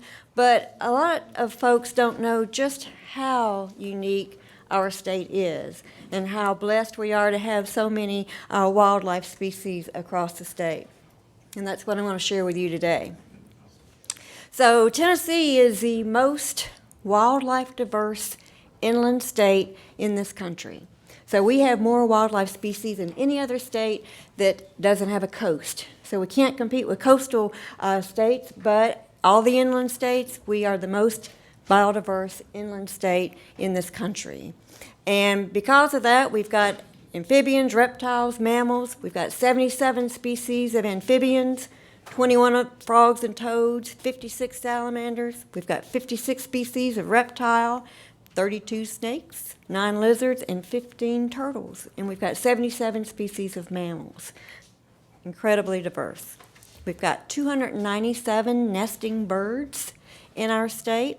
We have more mollusks, or mussels, more than any other place in the world. So we are world renowned for our mussel diversity. We've got 371 snails as well. We are the #1 freshwater mussel in the world. We also have more fish species than any other state in this country. So we are a very unique state. We've got 80 crustaceans. 78 of those are crayfish. Again, we have over 300 bird species that occur here. We have 16 species of bats that occur in the state of Tennessee. And we've got 32 species of snakes that occur here, with only 4 of them being, and I put poisonous, I should have put venomous, but venomous. You ingest a poison, you get injected by a venom. So we only have 4 species of snakes that are venomous in this state. I bet you can name 3, but not 4. Pygmy rattlesnake is our 4th one that's venomous. Also, the state of Tennessee is the salamander capital of the world. People from all over the world come to the state of Tennessee to study our salamanders, mostly in the biosphere known as the Great Smoky Mountains National Park. But we have more salamander species than most folks. 22 species of frogs and toads that we monitor with our Tennessee Amphibian Monitoring Program. So why are we so diverse? Why do we have all these different species across our state? And it's because we've got diverse habitats in Tennessee. We are in the Goldilocks zone. We're not too hot, we're not too cold, and we've got diversity from one end of the state to the other. We've got the swamps and the wetlands in West Tennessee. We've got the rivers. We've got 60,000 miles of streams in this state. And we've got the Cedar Glades here in Middle Tennessee. We've got the Ridge and Valley around Knoxville. And then we've got the dissected topography of the Great Smoky Mountains. And so we are an area where the glaciers came down, but they didn't cover. And so they pushed everything down here, and all of those species went into all those nooks and crannies and ridges and valleys of the mountains that are in Tennessee and created numerous species of wildlife. But pretty much salamanders. That's why we got the salamander capital of the world in the Great Smoky Mountains. The glaciers pushed them down there. Karst. We have over 10,000 caves in the state of Tennessee.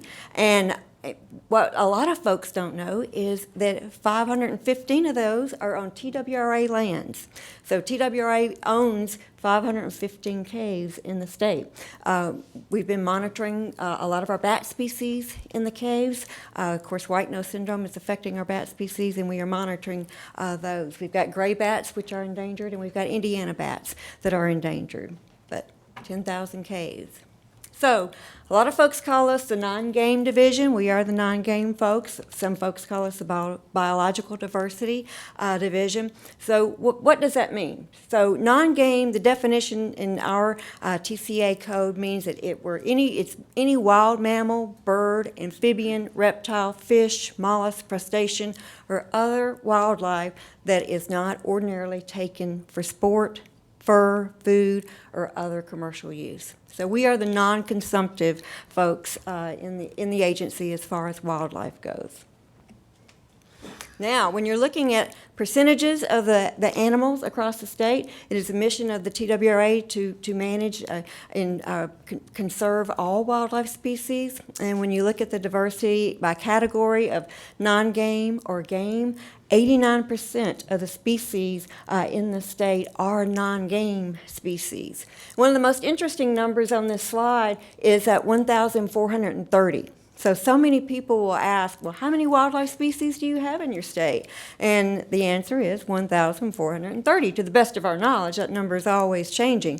But at this time, it's 1,430. So, 1,268 of those are non-game species. They're not hunted. They're watchable wildlife. And then only 162, can't see that, are commercial or game species. So 89% non-game and 11% are game species. So we've got an incredibly diverse state, and I want to show you this video. It's put out by Freshwater Illustrated, and it's a video that we helped to sponsor. It is only a trailer, and what the folks who created this want me to ask you at some point in time is if this could be a venue someday for the entire program, which is an hour long. But this is just the trailer to the Freshwater Illustrated Hidden Rivers video. Are we ready?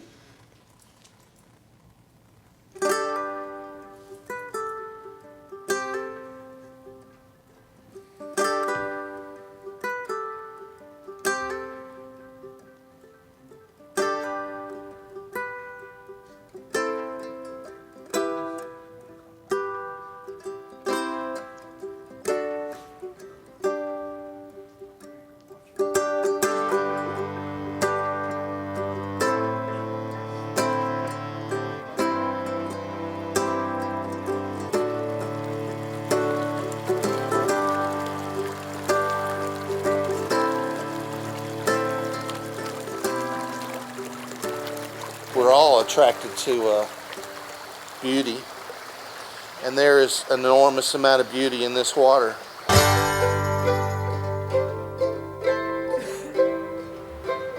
You know, I hear music when I listen to the streams out here, and I love just listening to the water.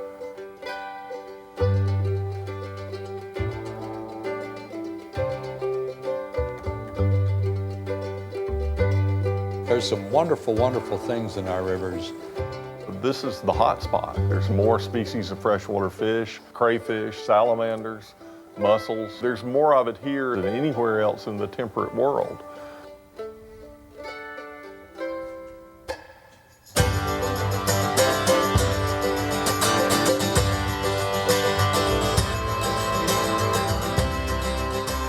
Just a great diversity of species and sizes and behaviors and colors and shapes are all found within these waters.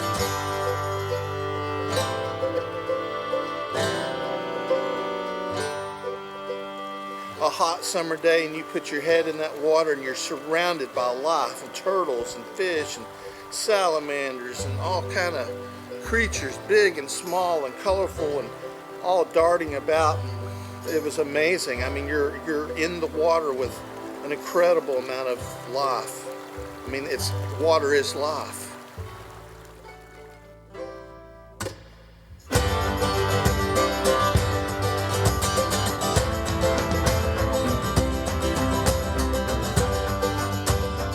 There's a lot of diversity here, and there's a lot to be proud of. And all of these animals are just kind of hidden from us because they occur in the water. Reds and blues and yellows and all of these colors I thought only occurred on coral reefs. And then you dip your head into southeastern rivers and discover that you have these amazing colors here in your backyard.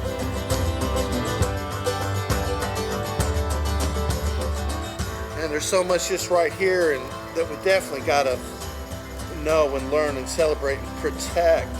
Just getting in the water in a healthy stream and experiencing it for what it is the spectacular reason that drives me to the water whenever I can. I got fish nibbling on me.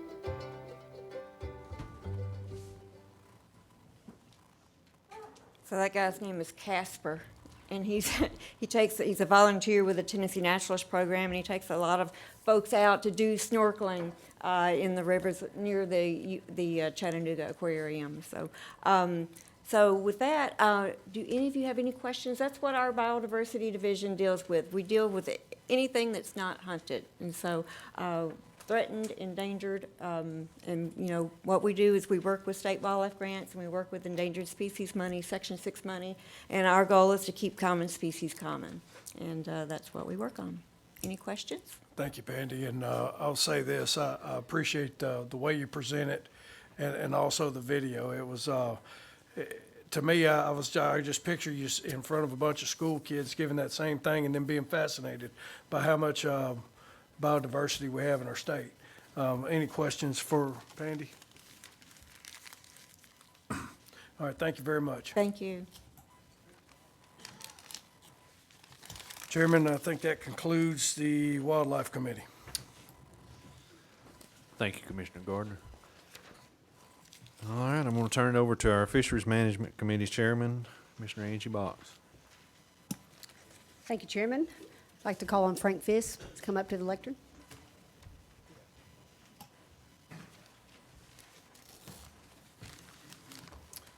Okay, thank you, Madam Chairman. In past months, we've been working on a lot of problems in the state that stem around invasive species and diseases that are maybe out of control.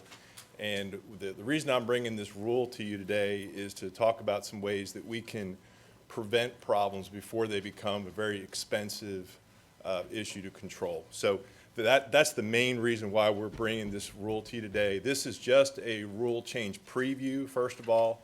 The process will be that I'll let you know what we're going to do to this rule. It'll be filed next month, and it'll probably come to you as a formal rule hearing in August or September.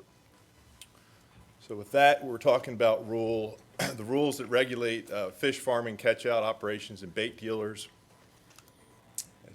And the reason this rule affects people that have a fish dealer's license, and that's required for people that either are bait dealers, fish farmers, or that operate catch-out operations or pay lakes.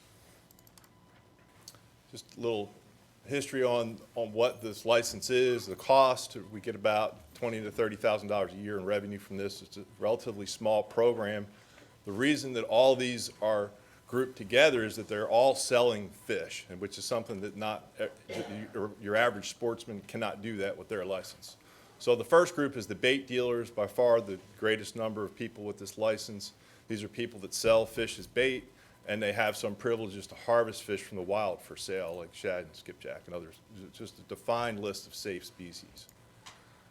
There's about 9 fish farmers in the state, and these are people that run private hatcheries to rear fish or other aquatic life for sale, most importantly. And lastly is the catch-out operations. Now in this situation, customers come and pay to fish the lake, and they can buy the fish that they catch, which is, again, unique to people that have a fish dealer's license. The customers do not need a fishing license. And the fish species that they're allowed to use are currently limited to trout, catfish, common carp, and other non-game species, which Pandy was talking about. And that's part of the issue that we have with the current language in the rules. Non-game covers a lot of species, and we want to really zone in on individual species by name. So that'll be the theme as we go forward. Fish must be reared on site or purchased from a fish farmer or a commercial fisher if you're operating a pay lake. Some examples of pay lakes: typically they'll cater to a trophy fish crowd, or more commonly a family experience in fishing. So it's a really unique opportunity for someone to bring their kids to a lake and fish and have a pretty good probability of catching something. There's just another website just showing how they market the family experience. So why are we changing the rule? I've been talking about that. We're concerned with some of the species that would currently be allowed using the current rule. And because there's a chance that some species could be brought in that could turn out to be nuisance species or carry diseases. We're concerned about that.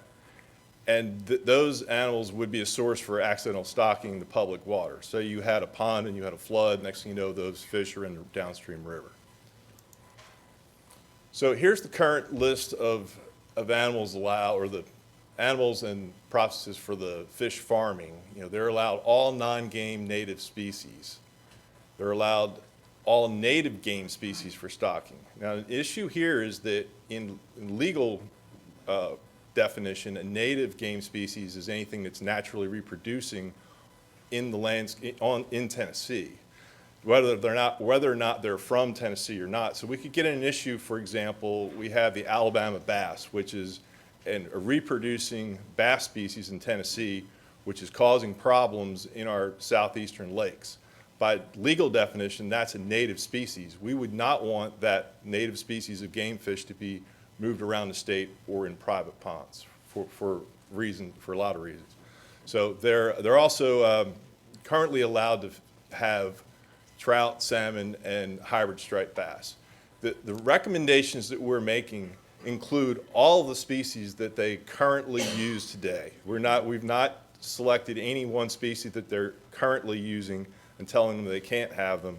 We're just listing them by name so that the next species that comes along that they might want to use, we would have to have a discussion with them about before they do it. And there is a process for that. If someone comes along and wants to fish farm using a species that's not listed on our list, we have a process where we can review that animal and decide if we were going to let them do it or not.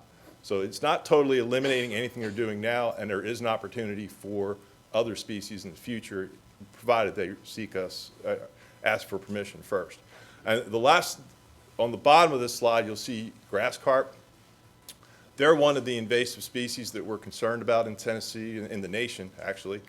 And what we're asking for there is that any grass carp that are stocked in ponds, which they would do for vegetation management, be U.S. Fish and Wildlife certified as a triploid, which means a sterile animal.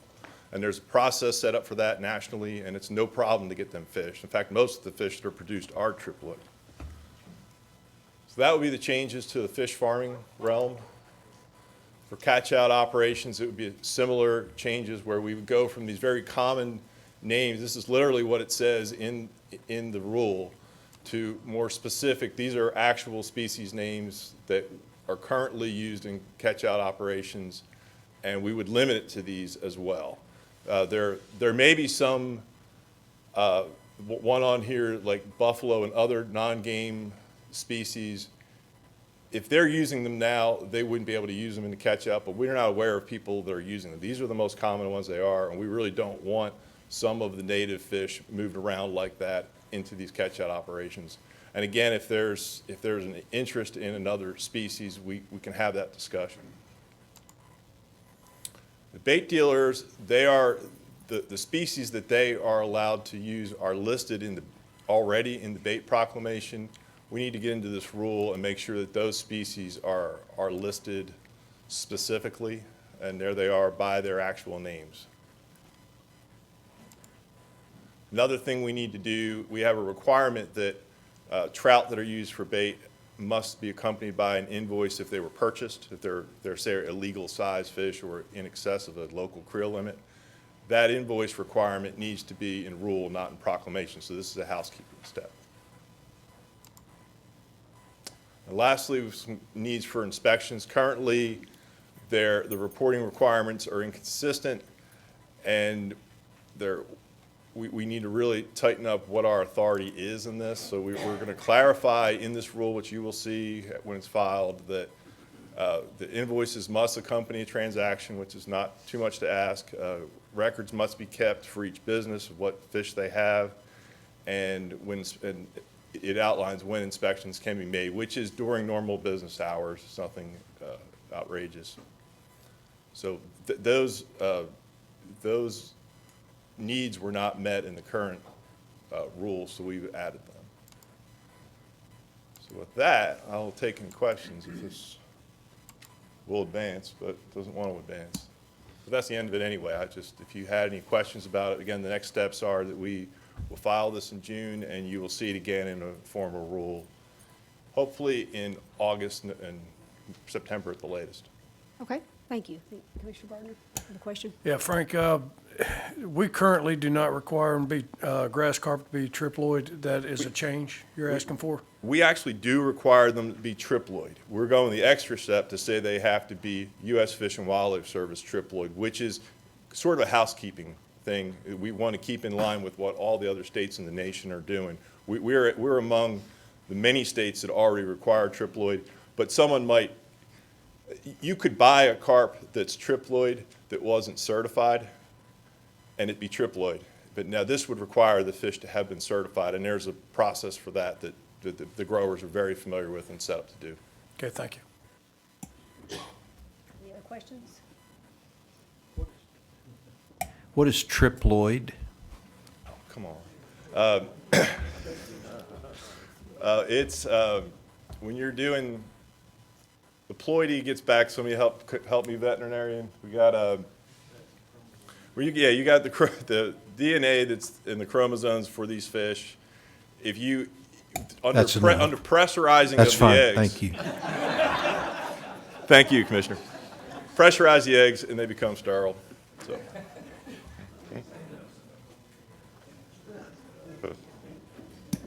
I'm scared to ask any more questions. Is that anything else? Okay. Thank you. Thank you, Frank. Appreciate it. Thank you.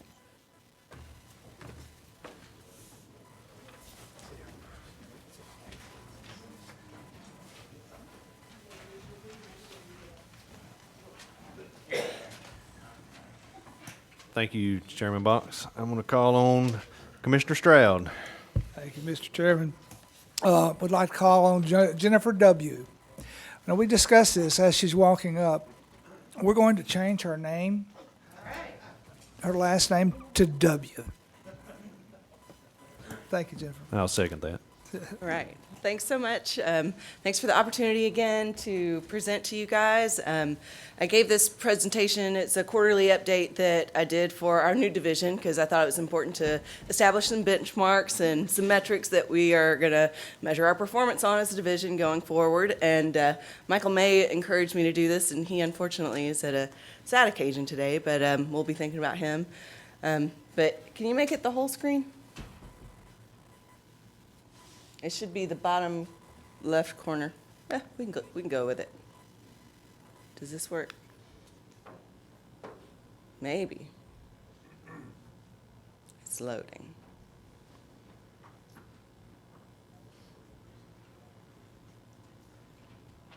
So yeah, this update that you're going to get is for the first quarter, which, January, February, March, and that's it. So there's been many things happen since then that you won't see in this, but at any rate. So we're creating benchmarks. We're going to use things like license sales, media mentions. We have a clipping service that we pay for that's pretty cool that tells us every time a TV station or a newspaper mentions TWRA or Tennessee Wildlife Resources Agency by name. We also have email performance in here and digital ad performance and educational outreach, which is, of course, an integral part of what we do. So I'm sure you can read all of those tiny numbers. So I included this report in your binders. So you have this, and it's license sales broken out by month, by year. And you can see that we're trending upward. So that's positive. A lot of that is fed with auto renew, and then we had a couple of wet weekends that kind of slumped the sales a little bit in March, but April has picked right back up, so we're looking good as far as being on a flat plane or increase in license sales. Media exposure. Lee Wilmot does a fantastic job of putting together press releases and getting them out just all the time like clockwork, and we put out 23 press releases in quarter one, and were mentioned by the media over 460 million times. So those are fuzzy numbers, but they're important as a benchmark to look at to see if we're doing better or worse. But that's whether somebody said TWRA came to look at blah, blah, blah today, or wildlife officer in county, blah, blah, blah. So that's every time somebody said TWRA on TV or on the radio or on social media even, they count that. So, and anyway, benchmarks. So direct communications. Let's talk a little bit about email performance. So for the first quarter, our subscriber rate for GovDelivery, our email system, was up 116,000 people. So yay, 116,000 more people that we can talk directly to in their inbox. And that makes our total now almost 850,000 total subscribers. So that's great. We want to see those numbers keep going up at the same rate.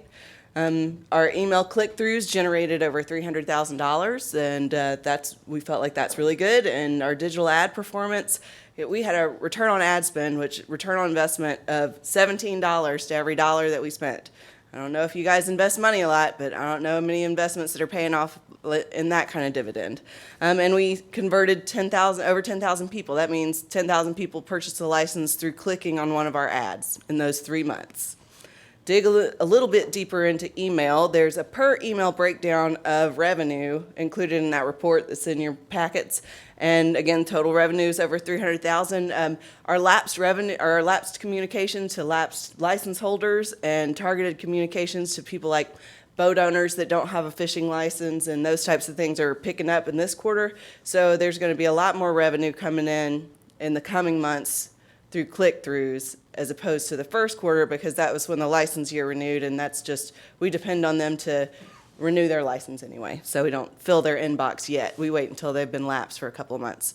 And again, a shout out to Lee for the new Shop Talk format. I don't know if you've gotten that, but it's all an e-news format instead of that old PDF format, and Austin and Lee worked together to do that, and Lee's learned a lot of new online digital tools since I got here, and he's done it in great form, so thanks, Lee. And then we have a new fishing newsletter that's a e-newsletter that'll go out monthly.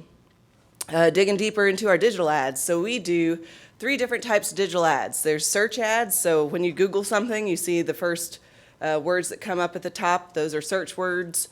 You pay for that placement to be number 1 on Google.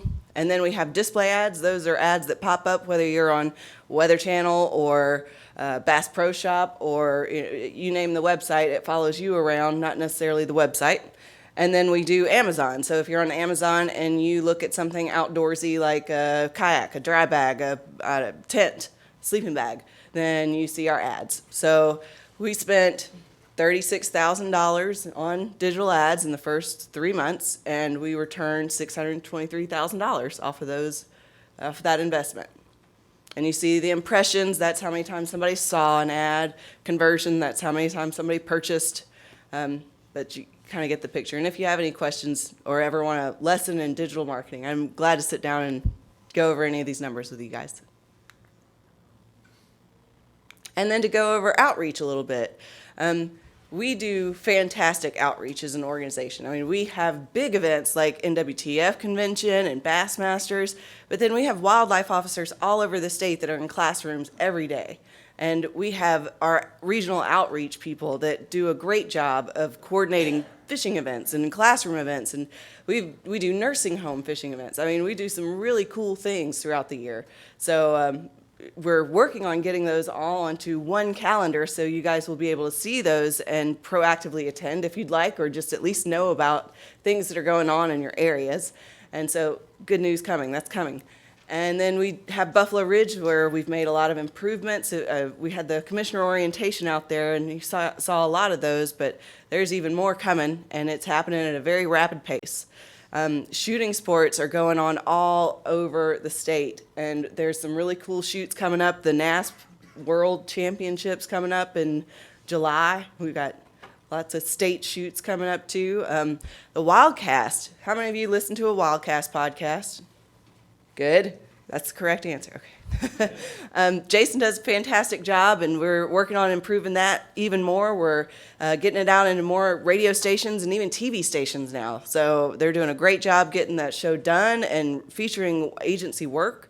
We've got social media opportunities that we've identified for growth, as well as we've even been going to the farmers market in Nashville every Saturday this month to fry catfish and give it out to promote fishing.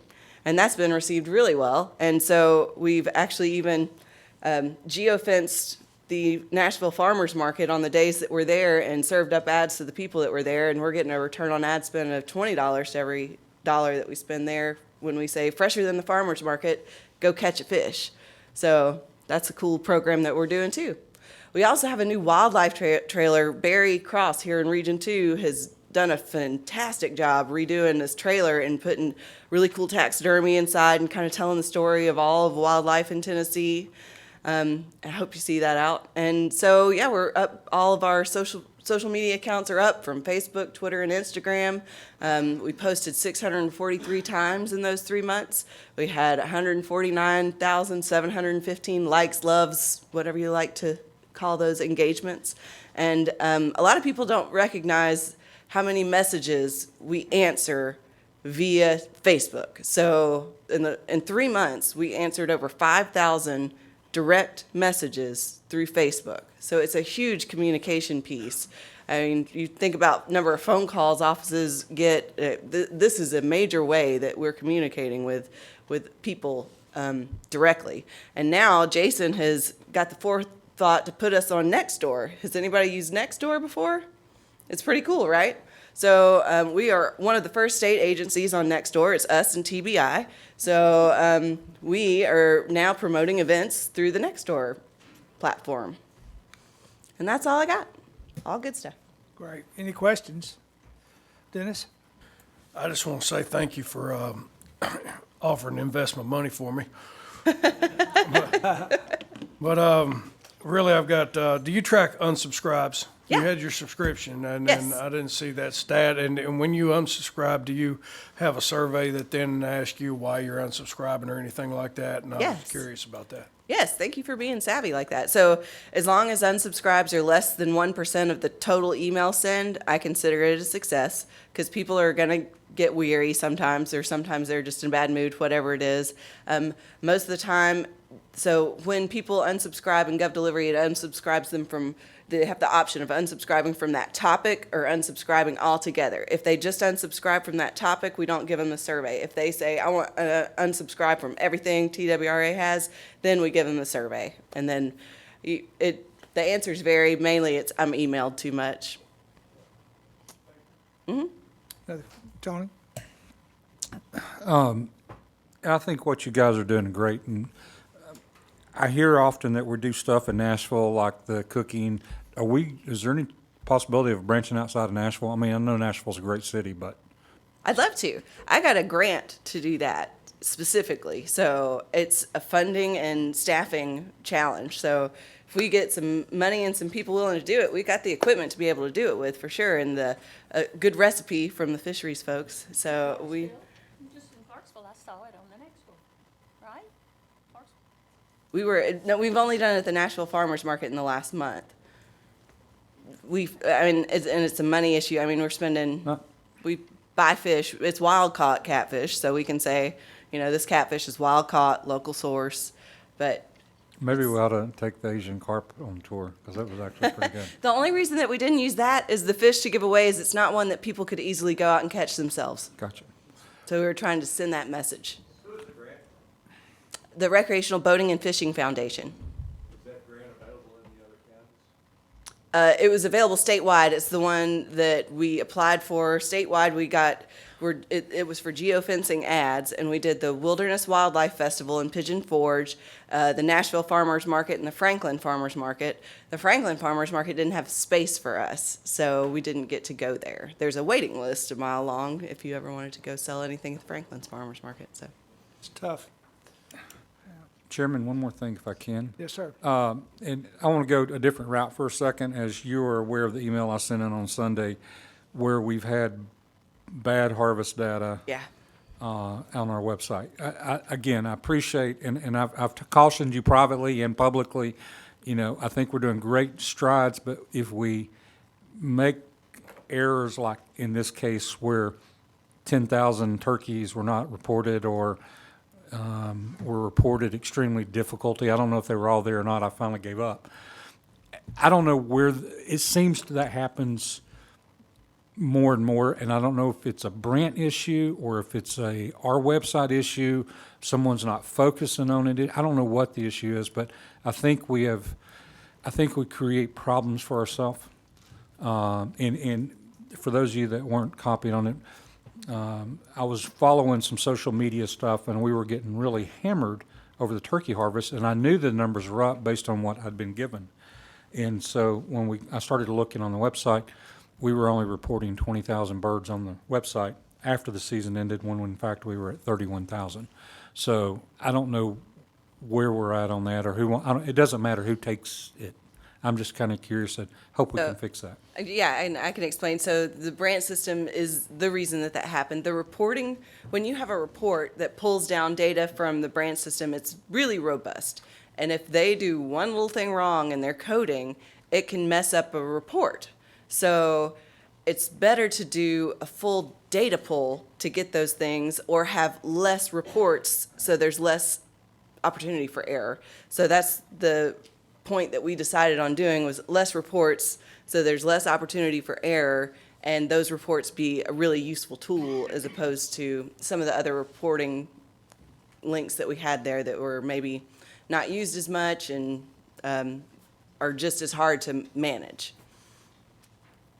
Am I correct that now, if I look at statewide, which I might have done this morning, all I see is a number? I don't see any breakdown at all, or no opportunity to get a breakdown now? Would that be correct? I haven't looked. You can click on the counties to get exact numbers. Okay. I didn't see that option, but I could have. It's a heat map. Yeah. The last time I looked, it was a heat map that you Right. hover over a county, and it'll give you the number in that county. You're right. And it's Okay. statewide total. Okay. All right, thank you. Any other questions? I just have one comment on, to follow up with Commissioner Sanders' comment, is this is not the first issue with Brant. There's been some issues I've discussed with Susie over there, the way they've labeled our licenses, or not put information there that should have been there. And I just wonder, what is the quality check on that? Who is the final line on that QA? It's us. I mean, it's this agency. It's all the project managers that do things here. We try to get things done and get things done in a timely manner. And when we open things back up to make changes to them, that's usually when mistakes tend to occur. But yeah, it's us. Yeah, the concern is just like that turkey report. Once you put it out there and then you put a revised number out there, then there's people start talking about, well, are they just trying to make it seem better, or are we getting actual numbers? You know, you just put in that level of doubt that shouldn't be there. Yeah. And with the licenses, you get somebody that they usually get discovered when it's time to use them, which is the absolute wrong time to find your problem. So, you know, I'd just like to see all that kind of tighten up a little bit. I know accidents happen and mistakes get made, but some of them are just bigger than others and harder to recover from. Yeah, and I think you're exactly right, especially with those harvest reports. We have a better plan going forward. That was us. Any other questions? Jennifer, you want to talk about the PSAs real quick? Sure. The PSAs will be placed on some paid placements in Nashville and in Memphis coming up in the next June and July for those 2 months. And we're really excited to have been able to leverage those and use them. They're going to give us double what, so they're like half-price commercials. So since they're PSAs, and they're all directed at driving people to buying licenses, driving people to go hunting and go fishing, and they're fantastic. You've seen the spots, and we're really excited that we got approval from the celebrities to be able to do that. And thank you, Commissioner Stroud, for going out there and getting that for us. I think we're going to really be able to make some hay out of it. Good deal. Any other questions? Any other business? Chairman, I think we're done. Thank you, Jennifer. That was awesome. And your crew is great, and you're all doing a great job, and I appreciate it.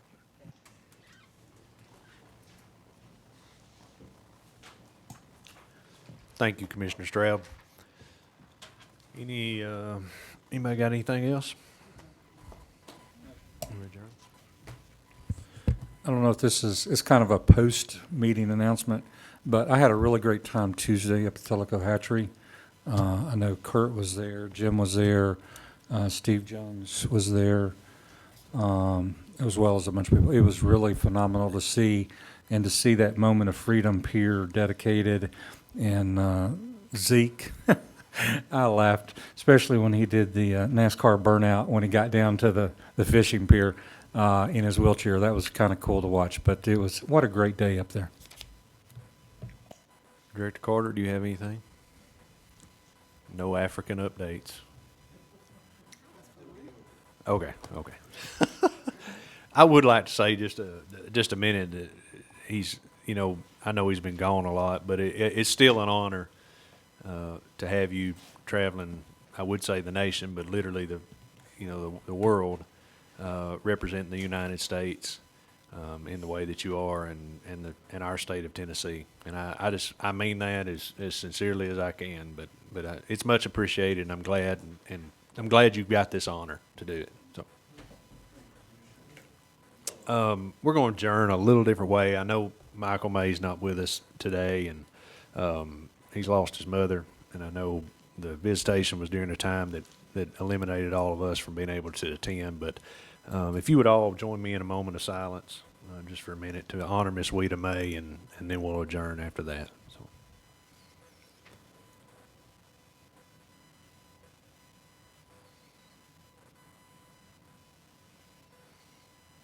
Thank you all very much, and our prayers are with Michael. But if nothing else, do I hear a motion to adjourn? All right. Thank you.